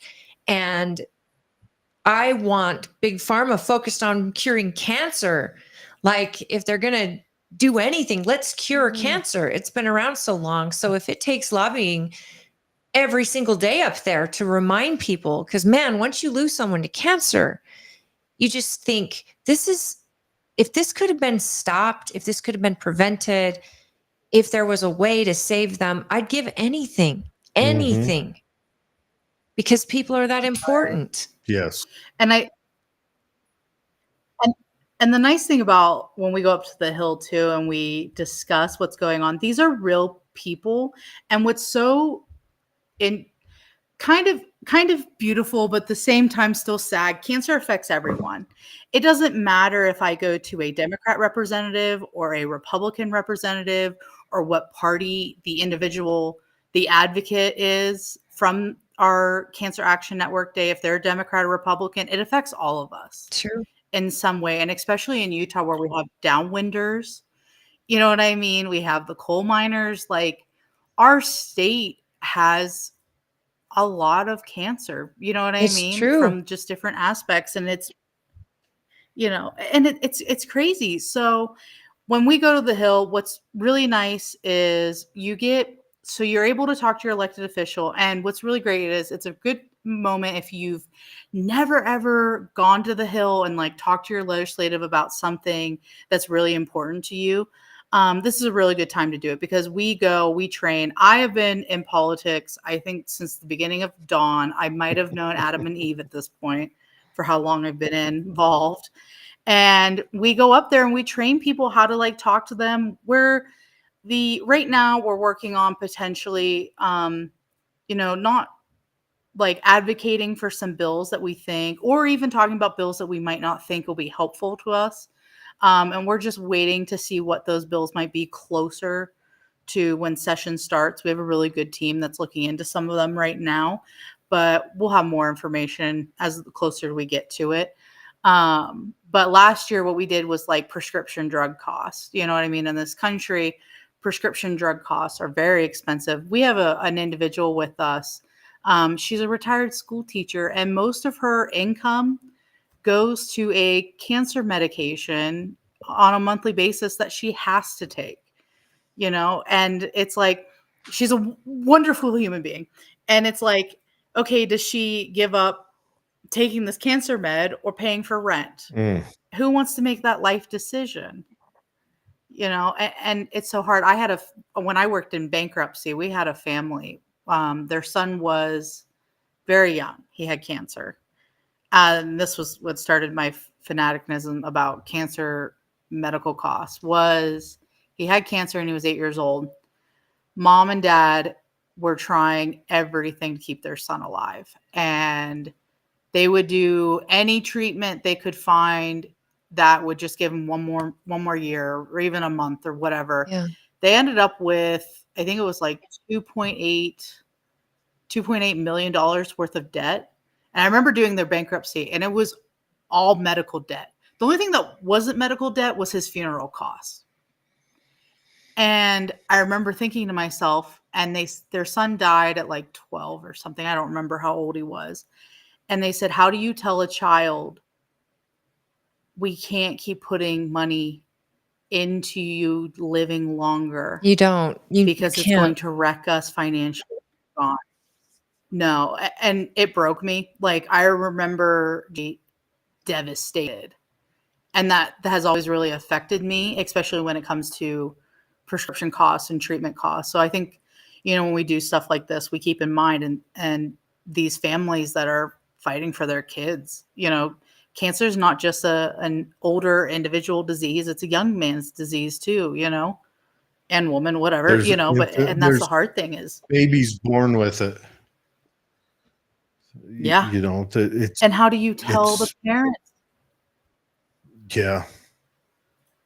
It's atrocious. So we go and a friend of mine he has asthma, and he's been having a hard time with these fires, and his doctor recommended this new asthma medication. So he goes to fill a prescription. It's $4,000 with no generic. Oh. And he's like, I can't afford this. This is more than 2 house payments. This is more like, hand me that water. There has to be a moment that we look at drug manufacturers, especially when those drug manufacturers are doing their research in our colleges under taxpayer dollars. When they're doing this research using taxpayer dollars in funded schools, there should absolutely be a taxpayer. The United States of America and citizens should be paying far less for the drug because they helped create it with their tax dollars than they selling it anywhere else. And if it's something that, I mean, there is an argument where people say, oh, drug companies know how to cure cancer, but they make more money off the treatment of sick people than they would if they cured it. If that's true, I would lose my ever-loving mind. I could not believe that could ever be true, because how you'd have to be the devil to let people bury their children, their parents, their spouses with a disease they could cure, all because they want to keep money coming in for the treatment. You would have to be living in the most ugly world. And I cannot believe in that, because it would wreck me, because there's families every day making that decision. It's almost a cynic pay for meds, everyone for food. Right.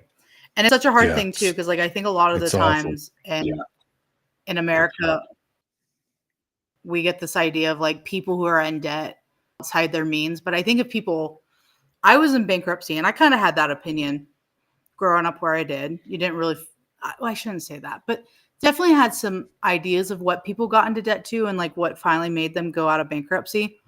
most of the bankruptcy cases I ever worked on was because of medical debt. There was a few people that would buy stupid things, but a lot of it was medical Sure. debt. And it was really sad, Well, yeah, you know? And if you might get the rare person It- that goes into debt because they buy a Porsche at 19, and most of them are privates in the U.S. Army, let's face it. But yes, I was just medical going to say debt is that. heavy. It sounds like your family. Yes. And it piles Seriously, up. I was And go on. no, I just said it piles up, that medical debt. My husband Yeah. had 2 bouts of cancer last year fighting that. And then I have my own medical stuff. Medical debt is real. We're Mhm. fighting it in my household. We're living a totally different life than we did before his diagnosis. And it's not because we spend frivolously or that we buy a bunch of stuff. It's nothing like that. And it can cripple a person so quickly financially. And then you Mhm. have the stress of the actual getting better. High stress is like feeding sugar to your cancer. Yeah. Right. It's the worst thing you can do for cancer or MS or any other illness. Be Yeah. high stressed. Yeah. Yeah. So on February 11th, Tuesday, February 11th this year, from 11:30 a.m. to 3:30 p.m., you guys are meeting in the Capitol Rotunda. What can Yep. people expect when they go up there? Well, first off, most important, we'll feed you. And then we're just going to teach you about the bills that are going on and how to talk to your elected officials, group you with other individuals from your community that have the same elected officials. So it's not like you're going alone. We'll coach you on, how to talk to them, because when you're talking to an elected official during a ledge session, their time is very limited. So you have to make the most of it. So we're going to teach you how to tell them your story, get that out there first, to explain how this bill would affect you as your person, because they're your representative, they're your legislative. If I go to let's throw a legislative out of the hat, Ashley Matthews, Representative Matthews. If I go to Ashley Matthews and I say, Representative Ashley Matthews, this is how this bill affects me, although we might be friendly and friends, am I her constituent? No. You know what I mean? But if a constituent goes to her with it and says, Representative Matthews, this is how cancer care is affecting me, makes a vast difference of a change of that conversation. So it's really important for us to get you connected with your elected officials in a quick and prompt manner to explain to them what's going on and hopefully educate them about the bills that are going to affect cancer care, and ensure that hopefully they'll vote in our favor to forward better cancer care in Utah. I love it. Are these, sorry. No, I love it. That's, it'd be great to see that. It'd be great to see. I mean, everyone knows who listens to this for more than 5 minutes, I lean on the 10th Amendment real heavy. It'd be great to see states start taking power, where right now it seems like we're under federal control and not many people can talk to their congressperson, let alone their senator. And if states can start arguing for control on how the pharmaceuticals ply their wares in that state, man, we could have a lot of stuff happening, because you can meet with your representative. If you put effort into it, you could decide to and meet with your representative in one weekday. So My question is this a Well, what's so bipartisan crazy effort?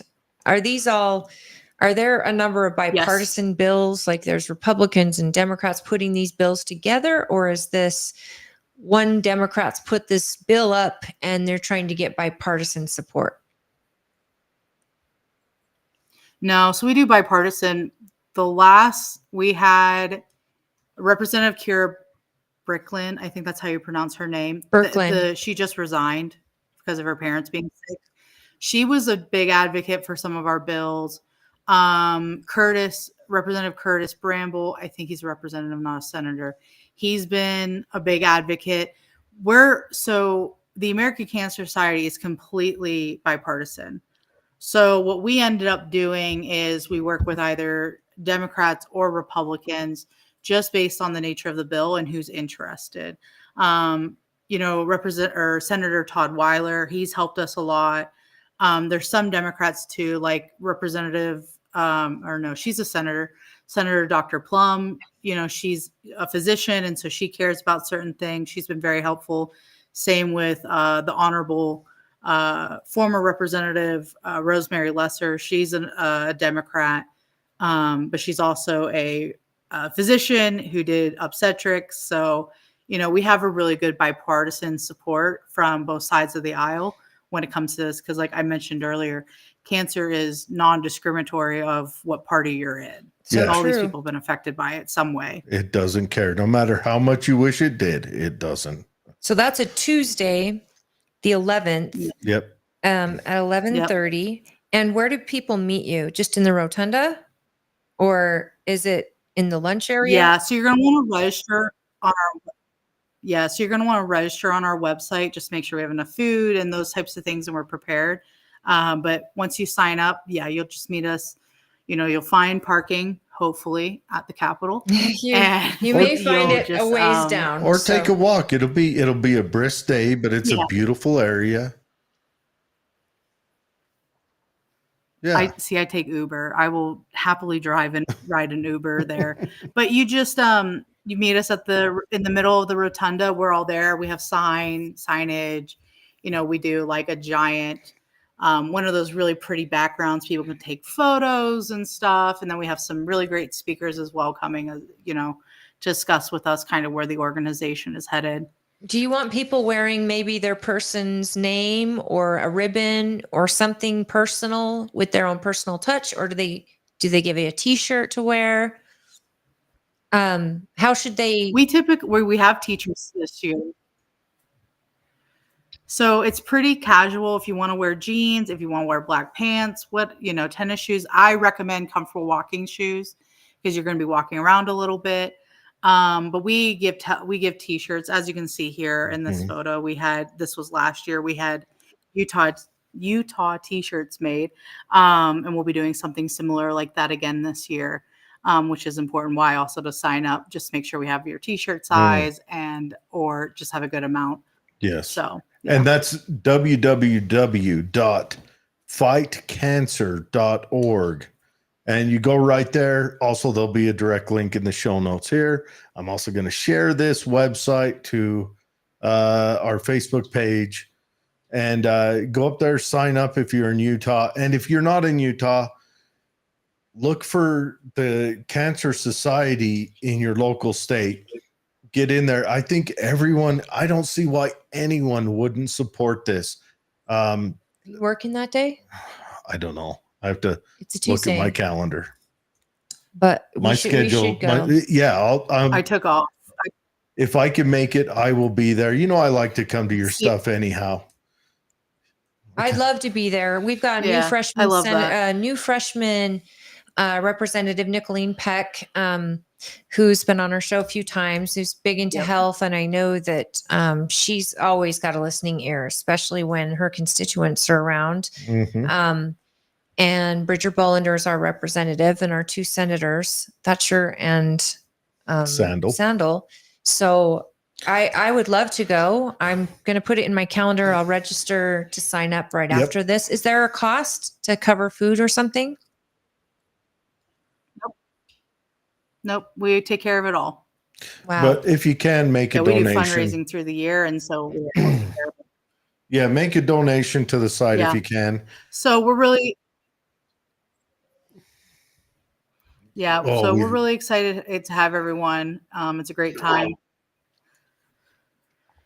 It's always fun to just meet fellow people who have had similar struggles and talk about it and try to make the world a little bit better the next day. I think that's why anyone should do politics, is trying to make the world a little bit better. I know that's not always the case, but we try. Well, and this shouldn't be political, even though it is. We're talking about bills that have to be covered, but every single person will have cancer affect their life in some way. I think they believe it's 1 in 5 will have it themselves, and I think it's getting more and It's more. actually 1 in 2 males get cancer.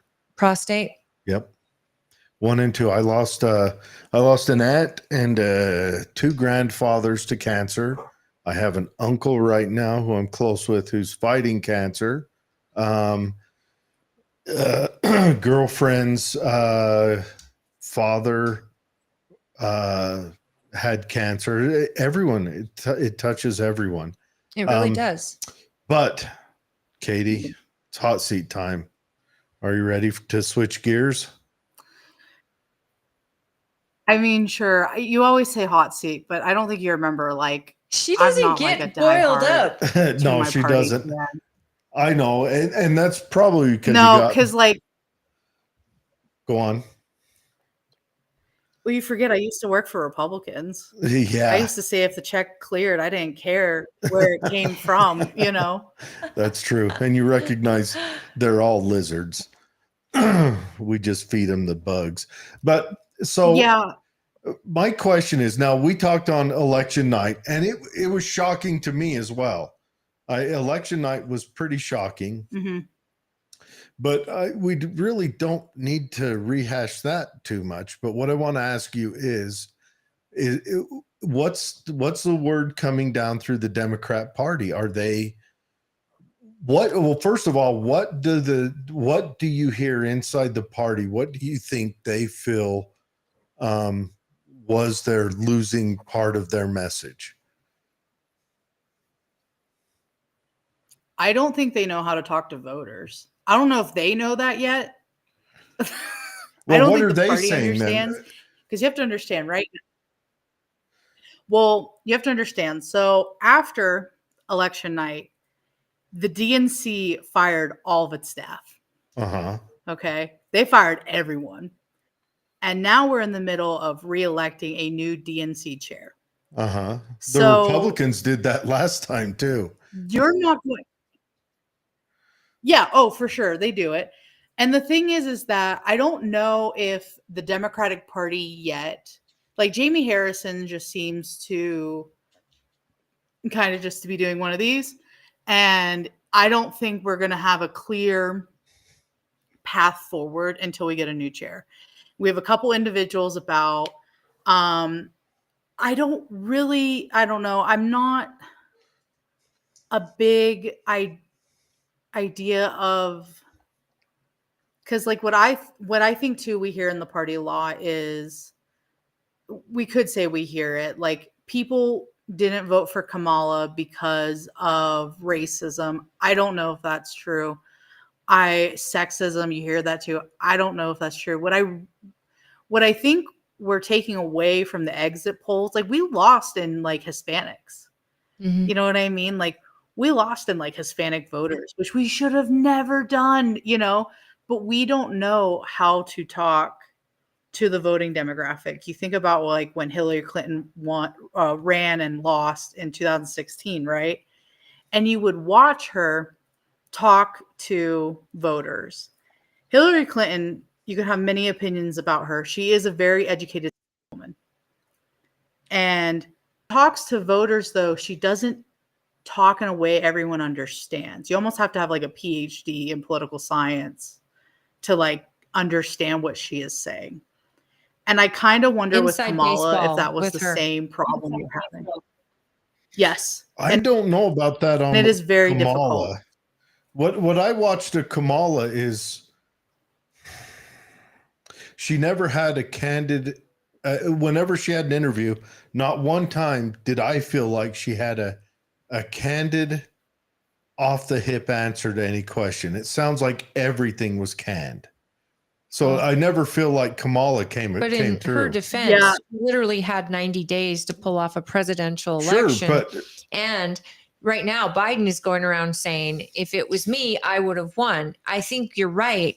But I also think that for the first time in history, Democrats didn't have the right messaging, because I think they are masters at messaging. No. I think it's the Republicans that we don't do messaging well. Do you really? Yeah, because our problem is that we are constantly on defense, instead of telling the narrative. We're always defending why we did this or did this, because Democrats are great at giving the narrative. And they've got the press to feed it and go with it. I don't think Kamala had a lot of time, to get prepared to be a presidential candidate. I don't think she was the right candidate. She was certainly no Hillary Clinton. And so Hillary Clinton can talk inside baseball. She is a stateswoman. She has represented, she has served as Secretary of State. She does understand foreign. Smells like sulfur. And her husband was governor, so she's got the inside of that. Her husband was president. And yeah, she might smell like sulfur, she was a but senator. She was a senator.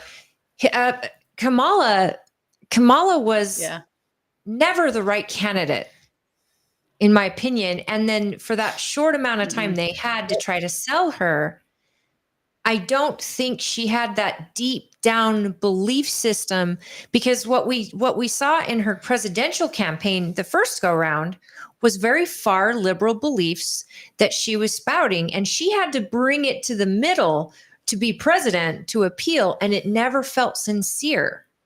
And I think that's where I think people kind of went, wait, I don't think that we want what she's selling us. But again, they didn't have a lot of time with her. Well, I watched every interview she had, and yeah, she never just came across to me. It all felt canned. It felt, even when she was on that podcast with the Call Me Daddy what was that podcast, that teenage girl? Anyways, Call Me Daddy. Yeah, Call Me Dad. It just seemed canned. It seemed like they rehearsed it over and over. Sure they did. You never had a moment. And I think she dropped the ball when she didn't go on Joe Rogan. But I wonder, would she have fared well on Joe Rogan? Because even if he'd have done just 2 hours with her, he kind of goes deep. Yeah, but he was also kind of on her side. Well, Joe and Rogan, he was pretty liberal. What's that? I don't consider Joe. I tell candidates, like I've worked in the political space for Republicans and Democrats for years, right? And I tell candidates, you have to go to the places that make you feel uncomfortable. You know what I mean? Like you just have to. You have to go talk to the conservative aspect. The other thing with Camilla that like always got me, it didn't, and maybe what you're saying is canned, is like it never felt sincere. Because like she's talking to like voters, like take like Second Amendment people. And she's going, well, I have a Glock. It's like, one, if you're a responsible gun owner, no one really should know you own a gun. Two, you know, like, why you are a national figure. I would not be telling people that. You know what I mean? Like, and you couldn't be more that vague. To me was just very weird. A Glock. Yeah, I wasn't a big fan of that. I was raised that you don't tell people you have guns. You know, like. You keep that, it's not necessarily a secret, but like you don't want to put yourself as a target. Right. And was like kind of what I was taught. When people F around and find out. Yeah. Right. And it's like, I don't like, we're not, you know, that's how I was raised. I felt that was so disingenuous. But the other thing is too, and I find it just interesting, your thoughts on the party and our messaging, because I just think we are awful at it. The other thing too, the why I say we're awful at it is the Democratic Party wants so badly to just be right all the time. And they're not like willing to just be like, hey, we don't have to be right on this to be in a middle place with you. Does that make sense? Absolutely. And you needed those middle place independents and those people, because the Democrats have gone so left. And rather than, like you say, hey, admit that it's okay not to be right about this, and there are people who believe this, we're not going to, for some reason, I'm always admired how Democrats will fall into lockstep, and they will all, at least the ones in DC, once the word comes down, this is how we're going, and Republicans are all over the place. But they went so far left that Democrats I've known for years are like, you know what? I can't even go there. I can't believe that we should give medications to children, or we should be doing surgeries before they're even grown, you know, those type of issues. And we're not going to talk about the border. This is, even they couldn't go that far left. And they wanted so badly for their candidate to just be moderate, logical. Hey, we hear you, we understand this and we understand this, but this is how, because we have to be everyone's president. We can't just be Democrats' president. And Hillary was great at that. I mean, yes, she smelled of sulfur, but she was great at that, at least bringing it to the middle and being logical and knowing her stuff and going off the cuff. But I mean, I thought she was terrible either way, but she was definitely smart and definitely qualified. Just a terrible person. And the thing is too about the hard thing about Trump too is like the man has charisma just falling out of everywhere. And that is a high hill to climb. And the other thing is too, he's very charismatic and he's very sincere about what he thinks, and he says what he thinks. And I think for a lot of people, we see it even here in Utah. We have these politicians that everyone's going, well, how are they winning? You know, the Trevor Lees, right? Everyone's going, how is Trevor Lee getting elected? And I think for a lot of his constituents, I think people look at him and go, wow, he says what's on his mind. That's very refreshing for somewhere like Utah. And Trevor is a very genuine person who believes what he says. Absolutely. And I think that piece is quite refreshing for people instead of this very scripted aspect. Because I've seen Democrats here in Utah who have run races and they're very scripted and they don't do well. And I don't think that's what Utahns or the American people want anymore. I don't think they want scripted individuals. Do you think the identity politics has reached its natural conclusion? I remember when we were talking, what was that state senator, the teacher lady that ran for Congress? Senator Kathleen Reed. Yeah. Senator. Nice lady, but yeah. I remember when we interviewed her, she kind of came down hard against the First Amendment. And I'm like, and I kind of said, you know, I think your ability to speech is the most important one. And she made an offhand comment that it was written by white men. And that right there, that froze me over. And so do you think the identity politics has run its course? Do you think it's dying on the vine, or do you think it still has a place in our politics? When you say identity politics, do you mean like where someone's like a Democrat versus No. Republicans? No, like a or like, are DEI. you talking about- No, like white men are the bad guys at all circumstances, and we gotta, because that's the feeling. You know, whether it's the message the Democrats are putting out, that's the message I'm receiving.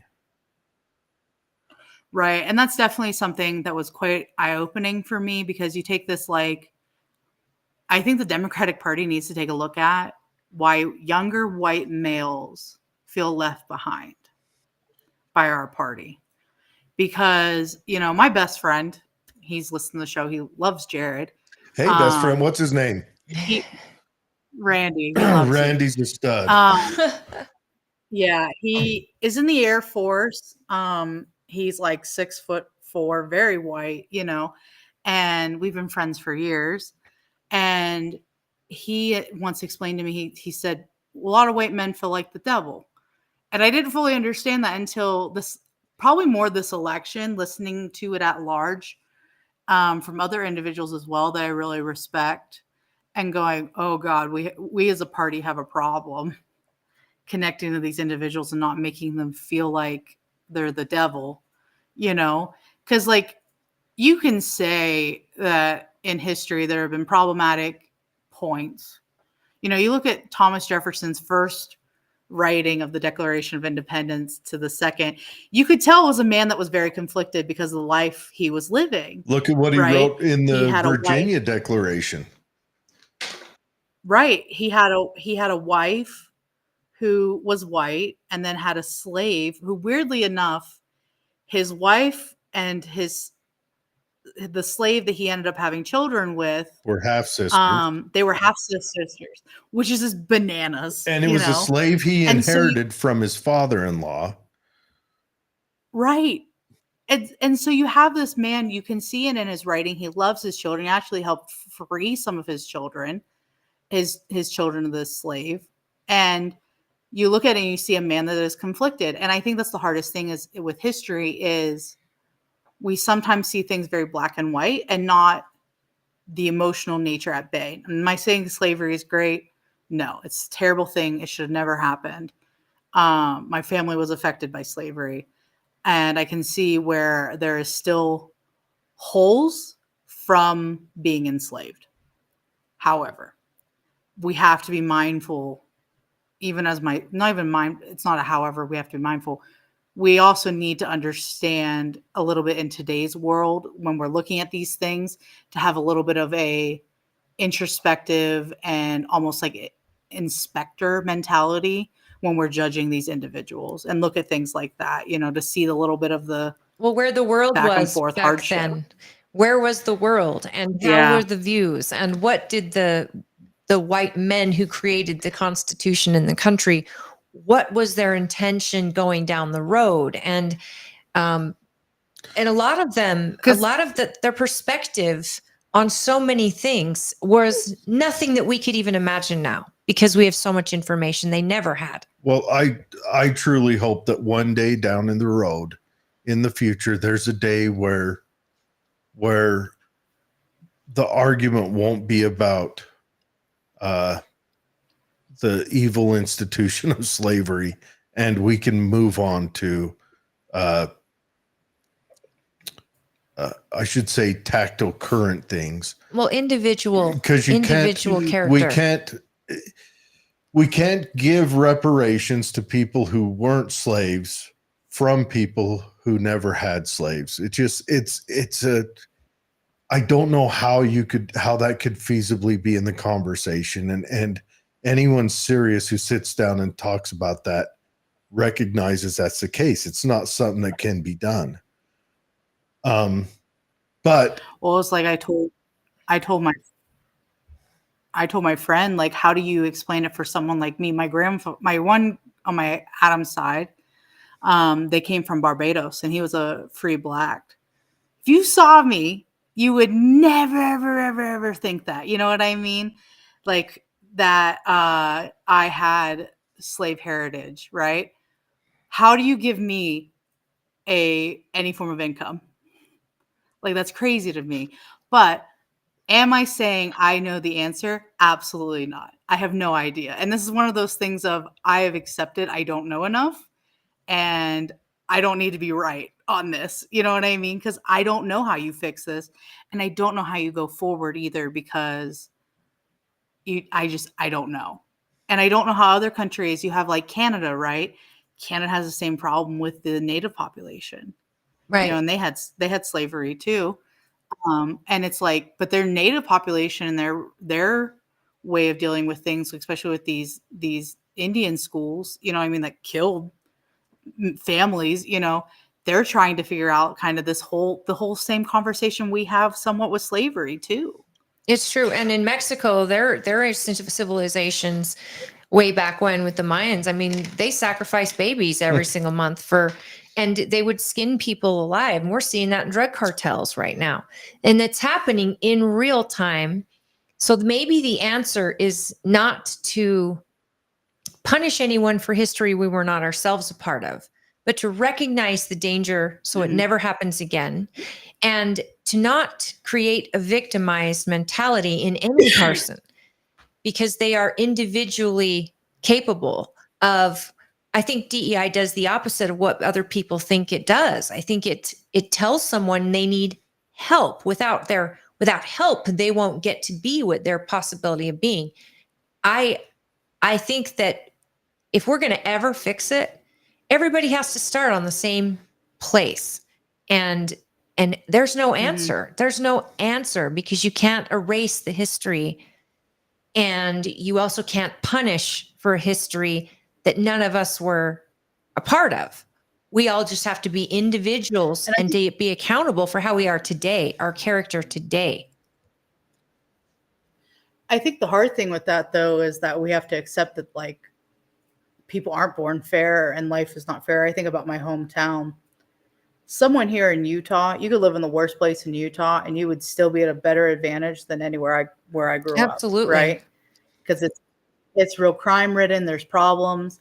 And I do think in some circumstance we should help people get out of the situation. I think of things like education, right?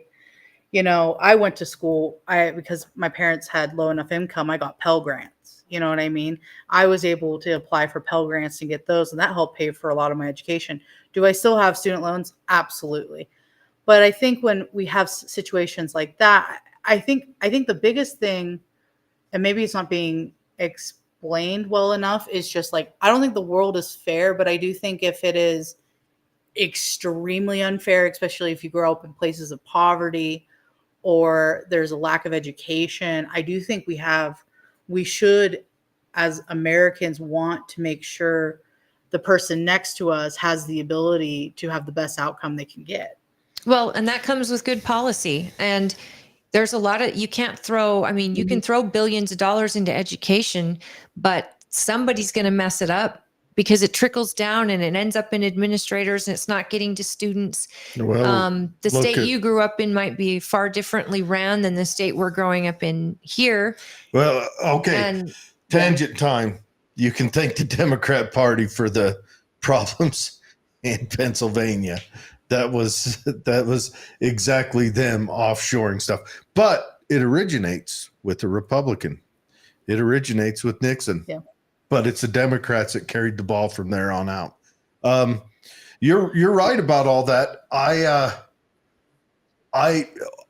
think Zuckerberg, was it Zuckerberg that took on a town in New Jersey and dumped millions into the school there? I think it was like Camden, some place that, you know, right between two butt cheeks in America. And sorry for any of you in Camden, but whatever it was, he picked it because it was downtrodden and he poured all this money into it and it got worse. So maybe money isn't the answer. Maybe the answer is you've got to build a local culture. You've got to build a local community. Yeah. Maybe it's got to be outside of the school part of education. Maybe it's got to be the home part of education. It's always in the home. So how do we reinforce that? And do I want to live in a theocracy that forces community on people and forces a culture on people? No. But how do you get people to adopt that stuff? Well, and I think of the book Homo Sapiens, it talks about like the history of like human and like evolution and like tribalism is a big part of that book, right? And I think we used to have in this country in our different towns and those types of things. I think about where I grew up, kind of the culture of that town, right? And as internet has come out and those types of things, we've gotten more divided, whether it's based on politics or whatever. And we don't want to talk with our neighbors. You know, I mean, my father-in-law, him and I were recently discussing, he lives in West Valley. He said, if I wasn't a part of my church, I don't think I would know who my neighbors were. Yeah, we've changed. Technology is a lot of that. Well, yeah, our right. entertainment's in our house now. Everything. Right. And that's, if I wanted to talk to you 30 years ago, we would have to meet somewhere and talk or call on the phone and things like that. Now we're having a face-to-face conversation through air. Yeah, with however many, with right. millions Magic. of people, if they wanted to watch it, could see it live. Yeah, with score of person. 4 score and right. 1 person. You know, I think we're building a new man right now, much like I throw this out every time, much like when the Gutenberg press was invented, a new man was formed. And I think we're building a new human right now. Right. And I'm not like, and that's the hard thing is with this country, you look at just like how, you know, you look at politics and you see some of our problems is a wee bit of I will say Utah is very unique. I think when I used to live, you know, on the border of Ohio and Pennsylvania, in a place called Youngstown, Ohio. I grew up on the Pennsylvania side though, and when I look out here, the communities are much more stronger, and I think a lot of it is because of the history of the state. The state of Utah is so unique, and I think it plays into our politics here as well. Sure. Go on, elaborate on that for And me. well, you have to, like, back home, I wouldn't associate with people that were either outside my town, outside my cultural upbringing. You know what I mean? If they're not Italian, I'm probably not talking to them. Or if they're not Pennsylvania Dutch, probably not talking to them or my family, you know, which kind of goes with 1 and 2. But when you have Utah, I think out here, because of the church and also the culture of the state, people are much more willing to get to know each other. And I think there's more isolation outside of Utah than there is within it, because I look at this state and the collectiveness, and you watch something happen in a community, right? Where, you know, I live in Lehigh, and take when we had the fires a couple years back on Traverse Mountain. People really rallied together to make sure everyone was okay and safe and those types of things, you know. I don't know if you would see that in other places. Yeah, it's a good point. It's a community built on family and community and service.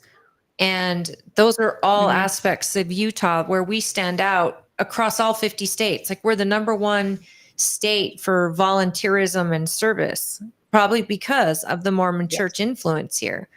Also, our biggest city is still doesn't compete with a mid city in Pennsylvania. No, I think Pittsburgh has more people in it All than of Utah. all of. Yeah. But you know, that Yeah, even the and- most impoverished areas of this country don't even touch the most impoverished areas around the world. You can't compare. Oh, well, It- it's But I- it's a different type I still don't of like world. that comparison because like say you go to a poor part of Africa, on average they're going to spend the same percentage of their daily income on their dinner as we will the same percentage of our, because the economy molds to where you are. No, I'm saying that even in those areas, they still have community, and some of them can't even have school. Some of them Yeah. can't even have clean water. And so in America, even our most impoverished usually can get a school and clean water. It's just we have Yeah. the history of us. We have to forgive the history and focus on the now, because every American or every person deserves clean water and the opportunity to learn, the opportunity to grow, and to be an individual that can make something of themselves. But we can't victimize them or assume they're victims because of where they come from. And I think we have a bad habit of doing that. Oh, you're from a poor town in Pennsylvania. Well, you're an amazing human and you've done great things in spite of that. Mhm. And a lot of amazing people have come from really, really bad situations. And I think that individual spirit is remarkable, and character in people is remarkable, regardless of their color, their sex, who they love, where they're born, all of that. And you're going to have shitty people anyway in all aspects of life too.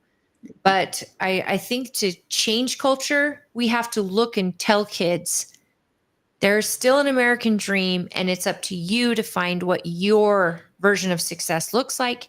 And there's work involved, but you've got to put the work in. Don't let anyone tell you who or what you can be, regardless of those things. And I think America Right. is special because of that. And we still have hope if we do that instead of telling kids, well, the white kids, you guys were the slave owners back in the day, and the black kids, you guys were the slaves, and we're going to help you get into college. White boys, you don't need to go to college.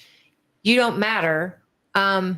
This whole thing that we've gone over the last 10 years has just been really bad for both sides, or all sides, I should say.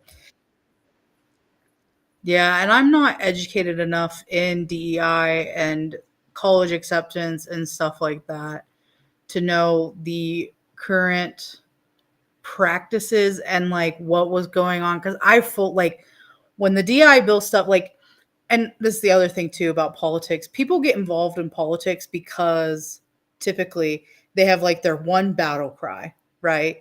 Their one or two battle cries. That has never been my battle cry. You know what I mean? Like, that is not something I feel well spoken enough and educated on to ever have a position. For me, it's always been like healthcare, immigration was a big deal for me. Coming from a family of immigrants, those kind of things. But and and also too with this idea of the American dream, I don't. I'm going to say this correctly, hopefully. I think the American dream has changed from what my mother believed and what my grandparents believed. And I think with that, when we're talking to the future generations, we have to clarify that a little bit. You know what I Sure. mean? Because the American dream, when my family came to this country, was you could buy a house, you wouldn't have to live in some stuffy kind of like flat apartment in your village, you could have clean water, those kind of things. And I don't think home ownership is realistic for many people my age. I don't think many people my age will ever own a home. Do you think it'll become And it's coming. realistic again, or do you think we're in this permanent No. stasis? Because if interest rates drop, I mean, it could happen. It's if more are than built. interest rates; it's the Right. prices too. That's the problem. But I'm wondering, It's the price. are they going to find a stasis, or are they just going to keep They're going to have to. building to this level and then having these overpriced apartments? Well, that's the problem, is that we've seen in other states and even countries, is that pricing never goes down, just always keeps going, right? Everyone wants to maintain because they don't want to Well, lose their pricing equity, has gone right? down in housing. I mean, I remember 2008. We'll never forget The 2008. price of this house I bought Yeah. went from it initially sold in 2000, I think, for 219, and it lost Mhm. 100,000 in 2008, and I swept it up then. But we have things in place now that'll potentially stop a housing crisis. Could something like that happen again? Absolutely. Yes. I'm not an economist to say yes or no either way, but it could in theory. And that's the thing though. But reality is that to bring housing prices down, homeowners aren't going to want to lose that equity that they've gained on, and rightfully so. I completely understand that position, but it's hard when you're looking, like, the average house in the state of Utah is like, I think in Utah County, I looked at it, was like $425,000. And I remember calling my mother and I was like, oh, looking at houses. And she was like, well, how much are they? And I told her, and she's like, what are you looking at? A mansion? And It used she to was be so a offended. mansion. That was what a mansion cost Right. a while back. Right. She was like, do you know how much my first house cost with your father? And I said, no. And she said it was $33,000. Yeah. And I said, I can't even buy a trailer that much. She told me I was lying. She went on the internet and started searching like the websites for like Lehigh. She's like, did you know a trailer in Lehigh is $120,000? And I was like, she's like, I spent on my brick home built in the 1970s, 136. She was like, how is this equitable? And it has 15 acres too. And so she was fuming, but I don't think for my generation, because unless we get some form of like, there's a lot of things now for people. They don't have to put as much down. We have to then pay the insurance aspect too. And there just isn't really a clean way for house ownership at the moment. I just don't know how you make it better. Well, I'm telling you right now, I'm going to say this pitch again. We need to deregulate. We need to cut loose building houses. We need to do that. And granted, the Federal Reserve. I recognize out here, well, don't get me started, those guys, but your dollar's not worth what it was in 1970. We need to start out here. Like say Tooele, we have an impediment to building more housing, which is water.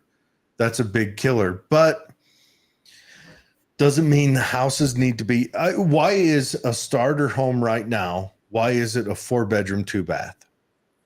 Because when I was a kid, they were building starter homes. It'd be a 2-bedroom, 1-bath. Because the property it sits on Yes. and the cost of building it is so high. It's the cost of building is first of all, before they drop a bucket in the earth to cut your foundation, they pay $20,000 to the city.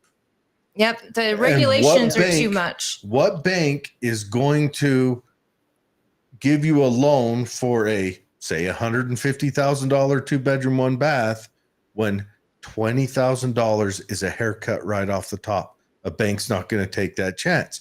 So now they're building houses that are, minimum buy-in $300,000, so that $20,000 gets hidden in the wash a little bit. Townhomes for $300,000, and we're surrounded by BLM. So if we wanted to expand, until the federal government gives back some of our land, we have to build up. We can't build out. So we're going to see a lot of more apartments and high density housing, and that's not what our town wanted.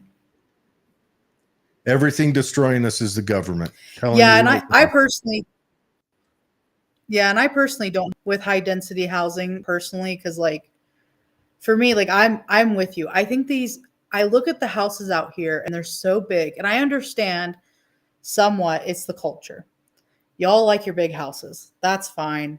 It's very weird to me because I grew up my apartment is bigger than the house I grew up in, and my apartment is 1,600 square feet. You know what I mean? It was me, my mom, my sister, and my dad in like an my home was like 1,200 square feet. You know what I mean? It wasn't a big house. I grew up in a tiny house, and there were 7 kids. 7. Yeah. That's a lot of and we grew up in small houses with lots of kids. Yeah. And like now it's like the next generation is like, we need a room for every child. And it's like, no, you don't. You don't need to have a room for every child. Or just not have 15 kids, but that's your choice and that's your faith. Do what you want. I'm not going to regulate that. But it's just so crazy to me to see these houses be built so big, because I remember when I met my husband, he's a Utahn, and I went to some of his family's home, and I was like, only 2 people live here, and I was just so shocked.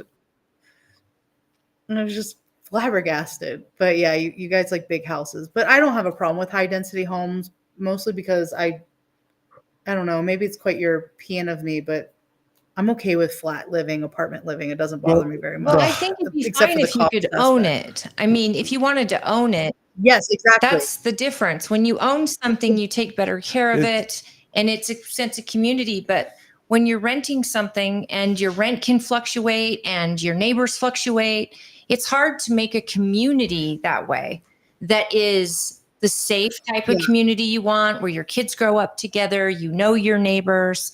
And that's something that's difficult to do in high density. Well, and also they're not going to build smaller homes when you can't absorb $20,000 into 150 and have a bank sign off on that. You just can't.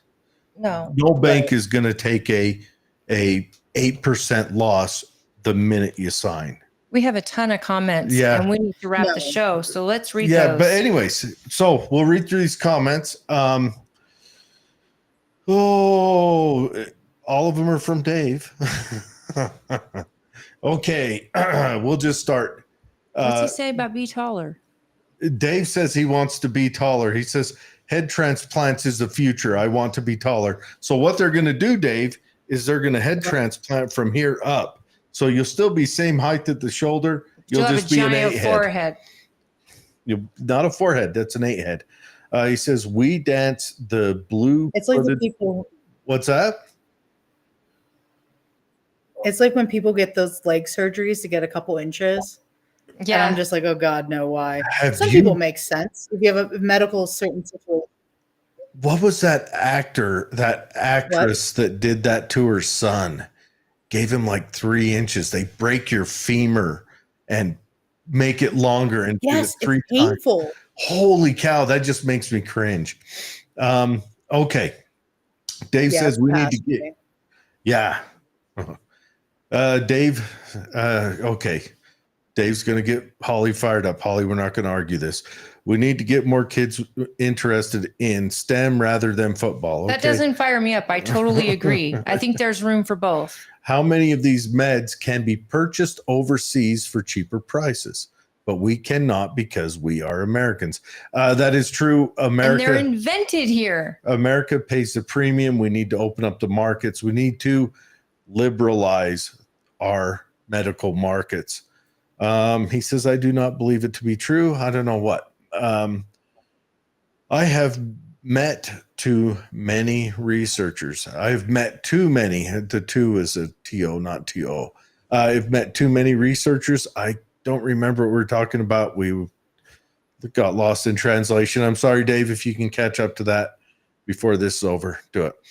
We need to hear the details on the bills on the show. I'll tell you what, Dave, when we meet her on Tuesday, February 11th at the Rotunda, we will go live there and talk about some of the bills. And we'll just do kind of a play-by-play throughout the day. Would you be good with that if we pulled you aside and had a little quick online chat with you, Katie? Yeah, I think so. Yeah, I think so. Let me just talk to our main person that's planning. Just make sure the Capitol doesn't have any weird rules, but I don't I've see done a it at the problem. I'll talk Capitol. to Stacy. Yeah. We've done it at the. Oh, have you? Okay. Yeah, they have press there all the time, and all we do is just give you a lapel mic and a phone, and we just talk about what you're doing, and you can bring up the bills It's what or invite we people will be to doing come. as well. We'll be up there supporting you. The staff might not. Sounds good. Okay, I think he's talking about the Democrat Party. The staff might not be the issue. The characters at the top are the idea masters. Maybe the Democrat Party. I don't know. I do think the Democrat, and this happened. The Republicans did this in the early 2000s when they were trying to force the Bible into science class. Remember that they were trying to force creationism into biology class. That's when the pendulum. That's when the Republican Party hit their max swing on their pendulum and started dialing back. And I think the Democrat Party, my personal opinion, hit that with this identity politics issue. And so I think we're going to see, we saw a new Republican Party get born out of that. I think we're going to see a new Democrat Party be born out of this. It usually takes 5 years, 10 years to really see that come to form. And then from there, they really start to fight. But we'll have to see how this happens. And plus, too, they're gonna all the states do this. Most of them, if they don't feel like they got the outcome, they're gonna fire staff, or they're firing staff because they're downsizing. You know, I mean, every state does it. Utah does it. Michigan, Ohio, Pennsylvania, they all do this. They downsize. The thing about the DNC is not only they downsize, they just got rid of everyone. And if you didn't meet expectation of your job, that's part of the deal. And this is also the cycle of politics. It just It's happens. so Yep. true. Both of those things. 4 years ago, the Republicans fired everyone there. And states should, Right, and- cities should, education should. When people are not producing the proper result, you should Yeah. start over. But you should also get rid from the top first. Because the worker bees are just doing what they've been told. It remains to be seen how, because sometimes a person at the top still carries a good message that you want to keep. It all depends. It's all fluid. David says, you feel talked down to. Is that when we were talking about when Kamala was talking? I don't know for sure. He says Tulsi was the Democrats' loss. That could be true. I don't think Tulsi carried as much. I never liked her. I don't think Tulsi carried a lot of water with Democrats, especially Democrat women. But Republican women really liked Tulsi because she was kind of a strong woman. She gave a strong woman vibe. Well, she did better in the presidential race than Kamala did. Everyone did. Yeah. Well, I liked Amy Klobuchar, which is a whole other story. But the thing about Tulsi that's really hard too is she is she's kind of a badass. You know what I mean? She's a vet. Like demographic wise, if I was her, if I was a Tulsi, look at my demographics and my labels per se, right? I'm a veteran. I'm known for being fiscally responsible. Her staying in the Democratic Party as long as she did, to be very honest, surprised me. Because I think a lot of people, like you take like John Curtis, okay? I don't know if people realize this about John Curtis. John Curtis used to have my position in the Democratic Party. He used to Yep. be the chair of the Utah County Democratic Party. And I think John Curtis probably, I have never asked him this, and I will love to someday. I would love to know what made him have the transition. Because if he came to me and said, I knew with the Democratic Party in the state of Utah at that time frame, I could have never won. And I've kept some of my morals as a Democrat, but I also changed my mind on a few things and I switched parties, I would completely understand that. You know what I mean? If he looked at it from a longevity standpoint and that he wanted to win his races and he switched sides, I would totally understand that. I Yeah, don't think and there's that is a anything wrong big in that question. either. No, because there's a lot to be said about people that says, I'm going to join a party and make the party mold to what I want. That is what Donald Trump has done. Donald Trump joined the Republicans. He was a Democrat. He joined the Republicans and he made the Republicans his party. And for everyone who's heavy support for Donald Trump, you got to understand and respect that. David says, I feel comfortable everywhere so long as I know I'm correct. Okay. He says Trump is a Democrat from the 90s. Yep. There's still so much anger. He is. It's nearly impossible to stop the pendulum. And yes, that pendulum, it rolls. I have kind of made it a part of my goal is to stop the Republicans as we start to swing back to be a voice of common sense to the Republicans when that pendulum hits center. Yeah. And to get them to not go radical the other way. I want them to go right of center, but yeah, if they go too far right, we're in trouble. I'm good with center. I'm good with that. And then Matt Jones says, what's up, y'all? What's up, Matt? Matt Jones. What is like center for you guys? Because like in some states right now, they want to put like the first commandments in rooms. Do you think that's too far on the pendulum? Because I personally do, but I'm not. The 10 Commandments? Do you know what I mean? Like I struggle. In Utah, they're gonna teach the 10 Commandments the same way they're going to teach the other pieces of history, like now I just lost it. But it wasn't at Louisiana. They were going to actually put their like signage up on it, and like it got shot down recently. Yeah. Most courthouses had the 10 Commandments in them, and they started pulling down. What is it called? The Regatta? No, where they first started talking republic years and years ago. We first started talking about a republic. The Magna Carta. Magna Carta. That's not republic. That's okay, but they're going nobleman rights. They're going to be teaching Magna Carta and 10 Commandments in our schools here in Utah, and they're teaching it in methodology, meaning this is how it grew to become how they came up with a constitution, because a society lived under these type of rules. The 10 Commandments: you shouldn't kill, you shouldn't do this, shouldn't do that. They're not teaching it religiously. They're teaching it historically. You can't teach the 10 Commandments religiously, because the first 3 are all about how you worship God. Right. But they're teaching a culture, a society, and that's how they ran themselves, which is historically. You could also. Here's my honest opinion. It's not a religious thing, so I have no problem with it. Honest opinion. I say they ought to leave that up to the individual schools and what the parents of the students of those schools want. And that's that. I don't think. Yeah, because Go on. I've seen these bills that have gone through where like legislatives want to put like the actual like signage in classrooms from, I think it was Louisiana, the bill I read that they wanted to pass, or they did pass. My big problem with it is not all 10 commandments are the same in faiths. So how do you decide whose 10 commandments are you going to do? Is it the Catholics? Is it the Jews? Is it the Protestants? You know what I mean? They're all different. Are they all different? I didn't know The ones they're teaching here are Yeah. the ones that Moses in the Bible. Yeah, but I mean, my honest opinion But they on vary the on translation. my opinion on it is the people who pay for that local school should be the ones to decide if it goes in there. Done. I wouldn't Yeah, make that I on don't- a county level. I wouldn't make that a law on I don't even know if I'd go district level. I'd go that neighborhood. I'd hang a petition on I the door. don't- Fill this out if you want. Don't if you don't. You know, I'm just easily not Yeah. insulted. You could put things from the Quran, you could put things from the Torah.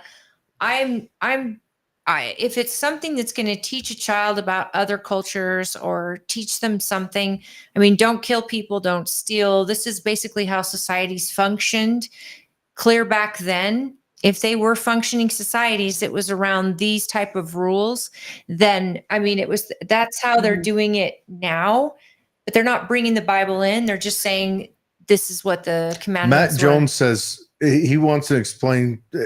He's asking how the 10 Commandments are different by religion. Translation. So Okay. Hebrew translates a little bit differently. I just know You know that what I mean? That's the biggest thing. don't Where did they hold any translate it other from? god Greeks, before you know? me, and yeah, and Yeah. either way, the 10 Commandments. I think I think they go wrong. almost. I kind of religions. wonder if sometimes the 10 Commandments aren't, and I don't know. Are some of these things fodder to get the other side feisty up about stuff? Yeah. Because like putting the 10 Commandments in school, you know what? I would say putting the golden rule above every door in every school. Great. You know, don't do unto others as you don't want done unto you. Yeah, but honor thy mother and father, Mhm. love thy neighbor, don't kill people. How are these? Right. Those should all be rules. And little kids need to know how to live in society. Have no idols. Yeah. I just and that's kind of a hard one if you're Catholic. You know, the whole Right? idol thing, because of sometimes people treat saints, saints as idols. You know, I grew up in a crypto Jewish household.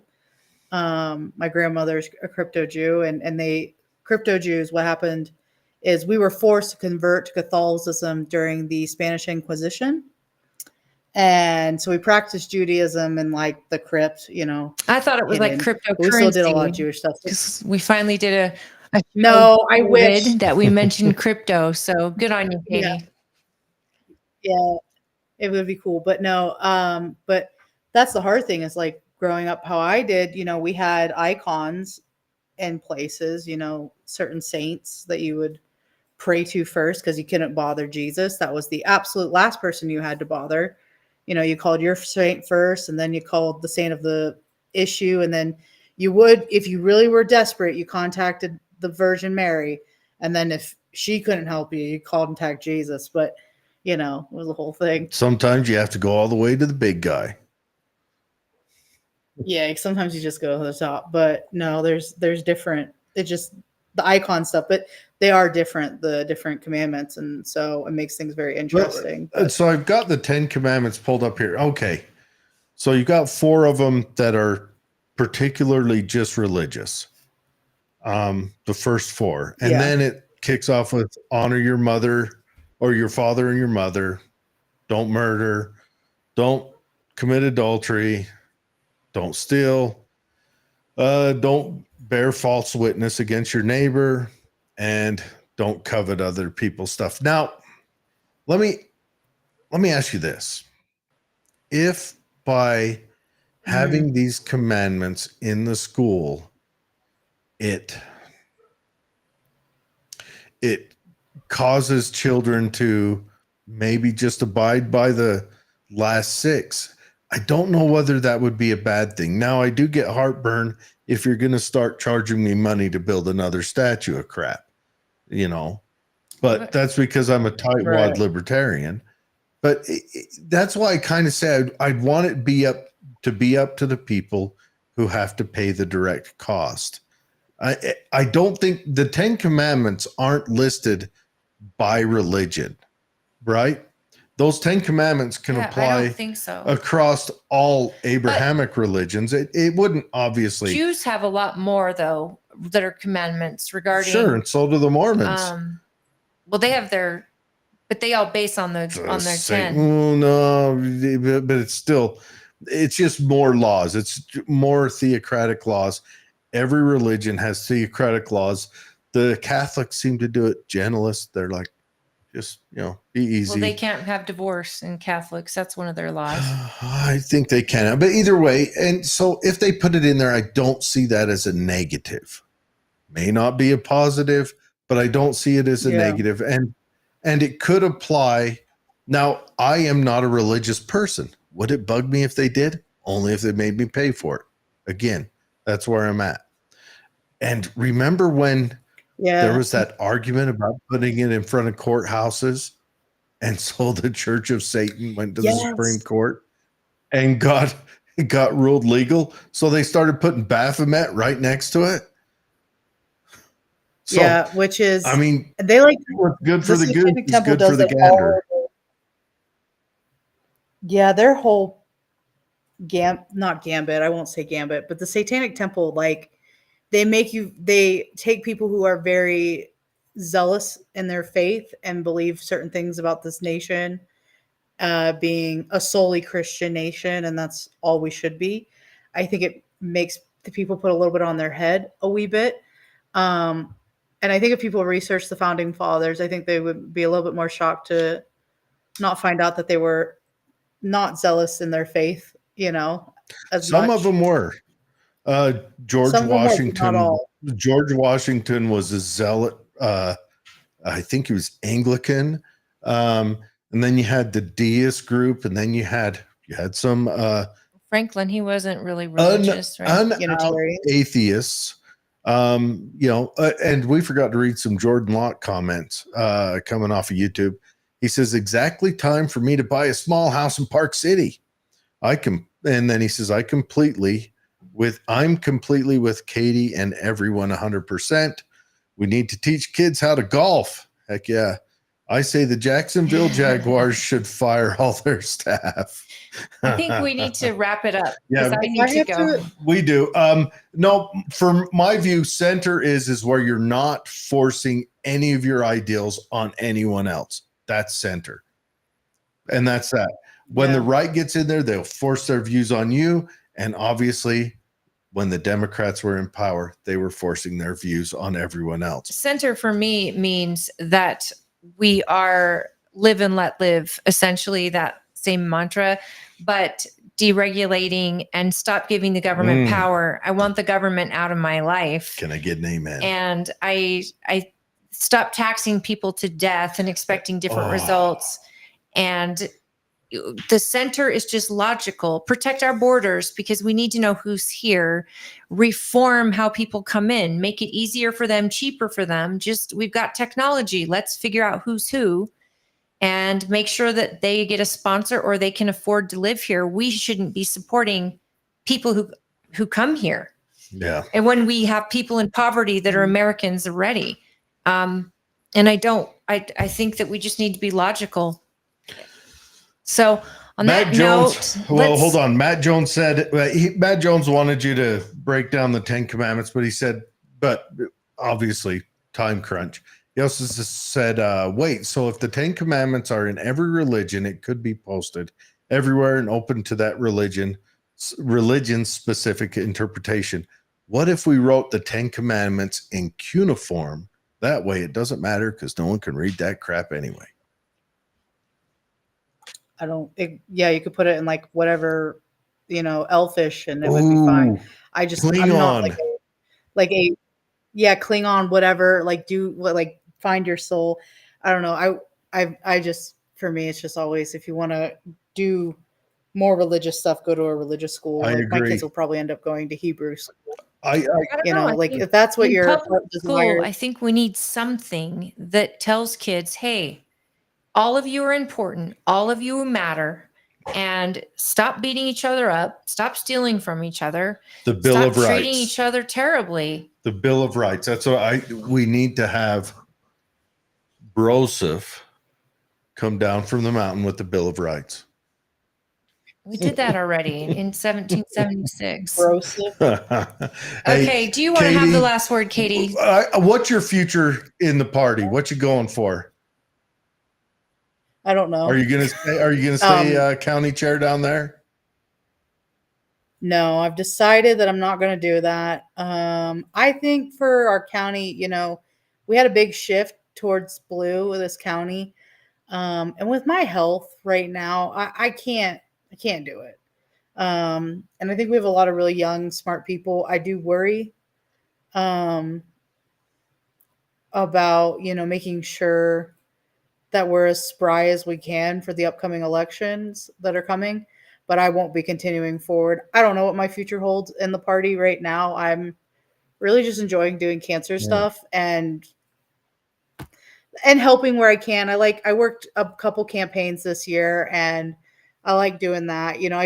When I got into politics, I didn't do party politics. I did campaigns, and people don't realize about any of the parties, whether it's Democrat or Republican, there's lots of drama.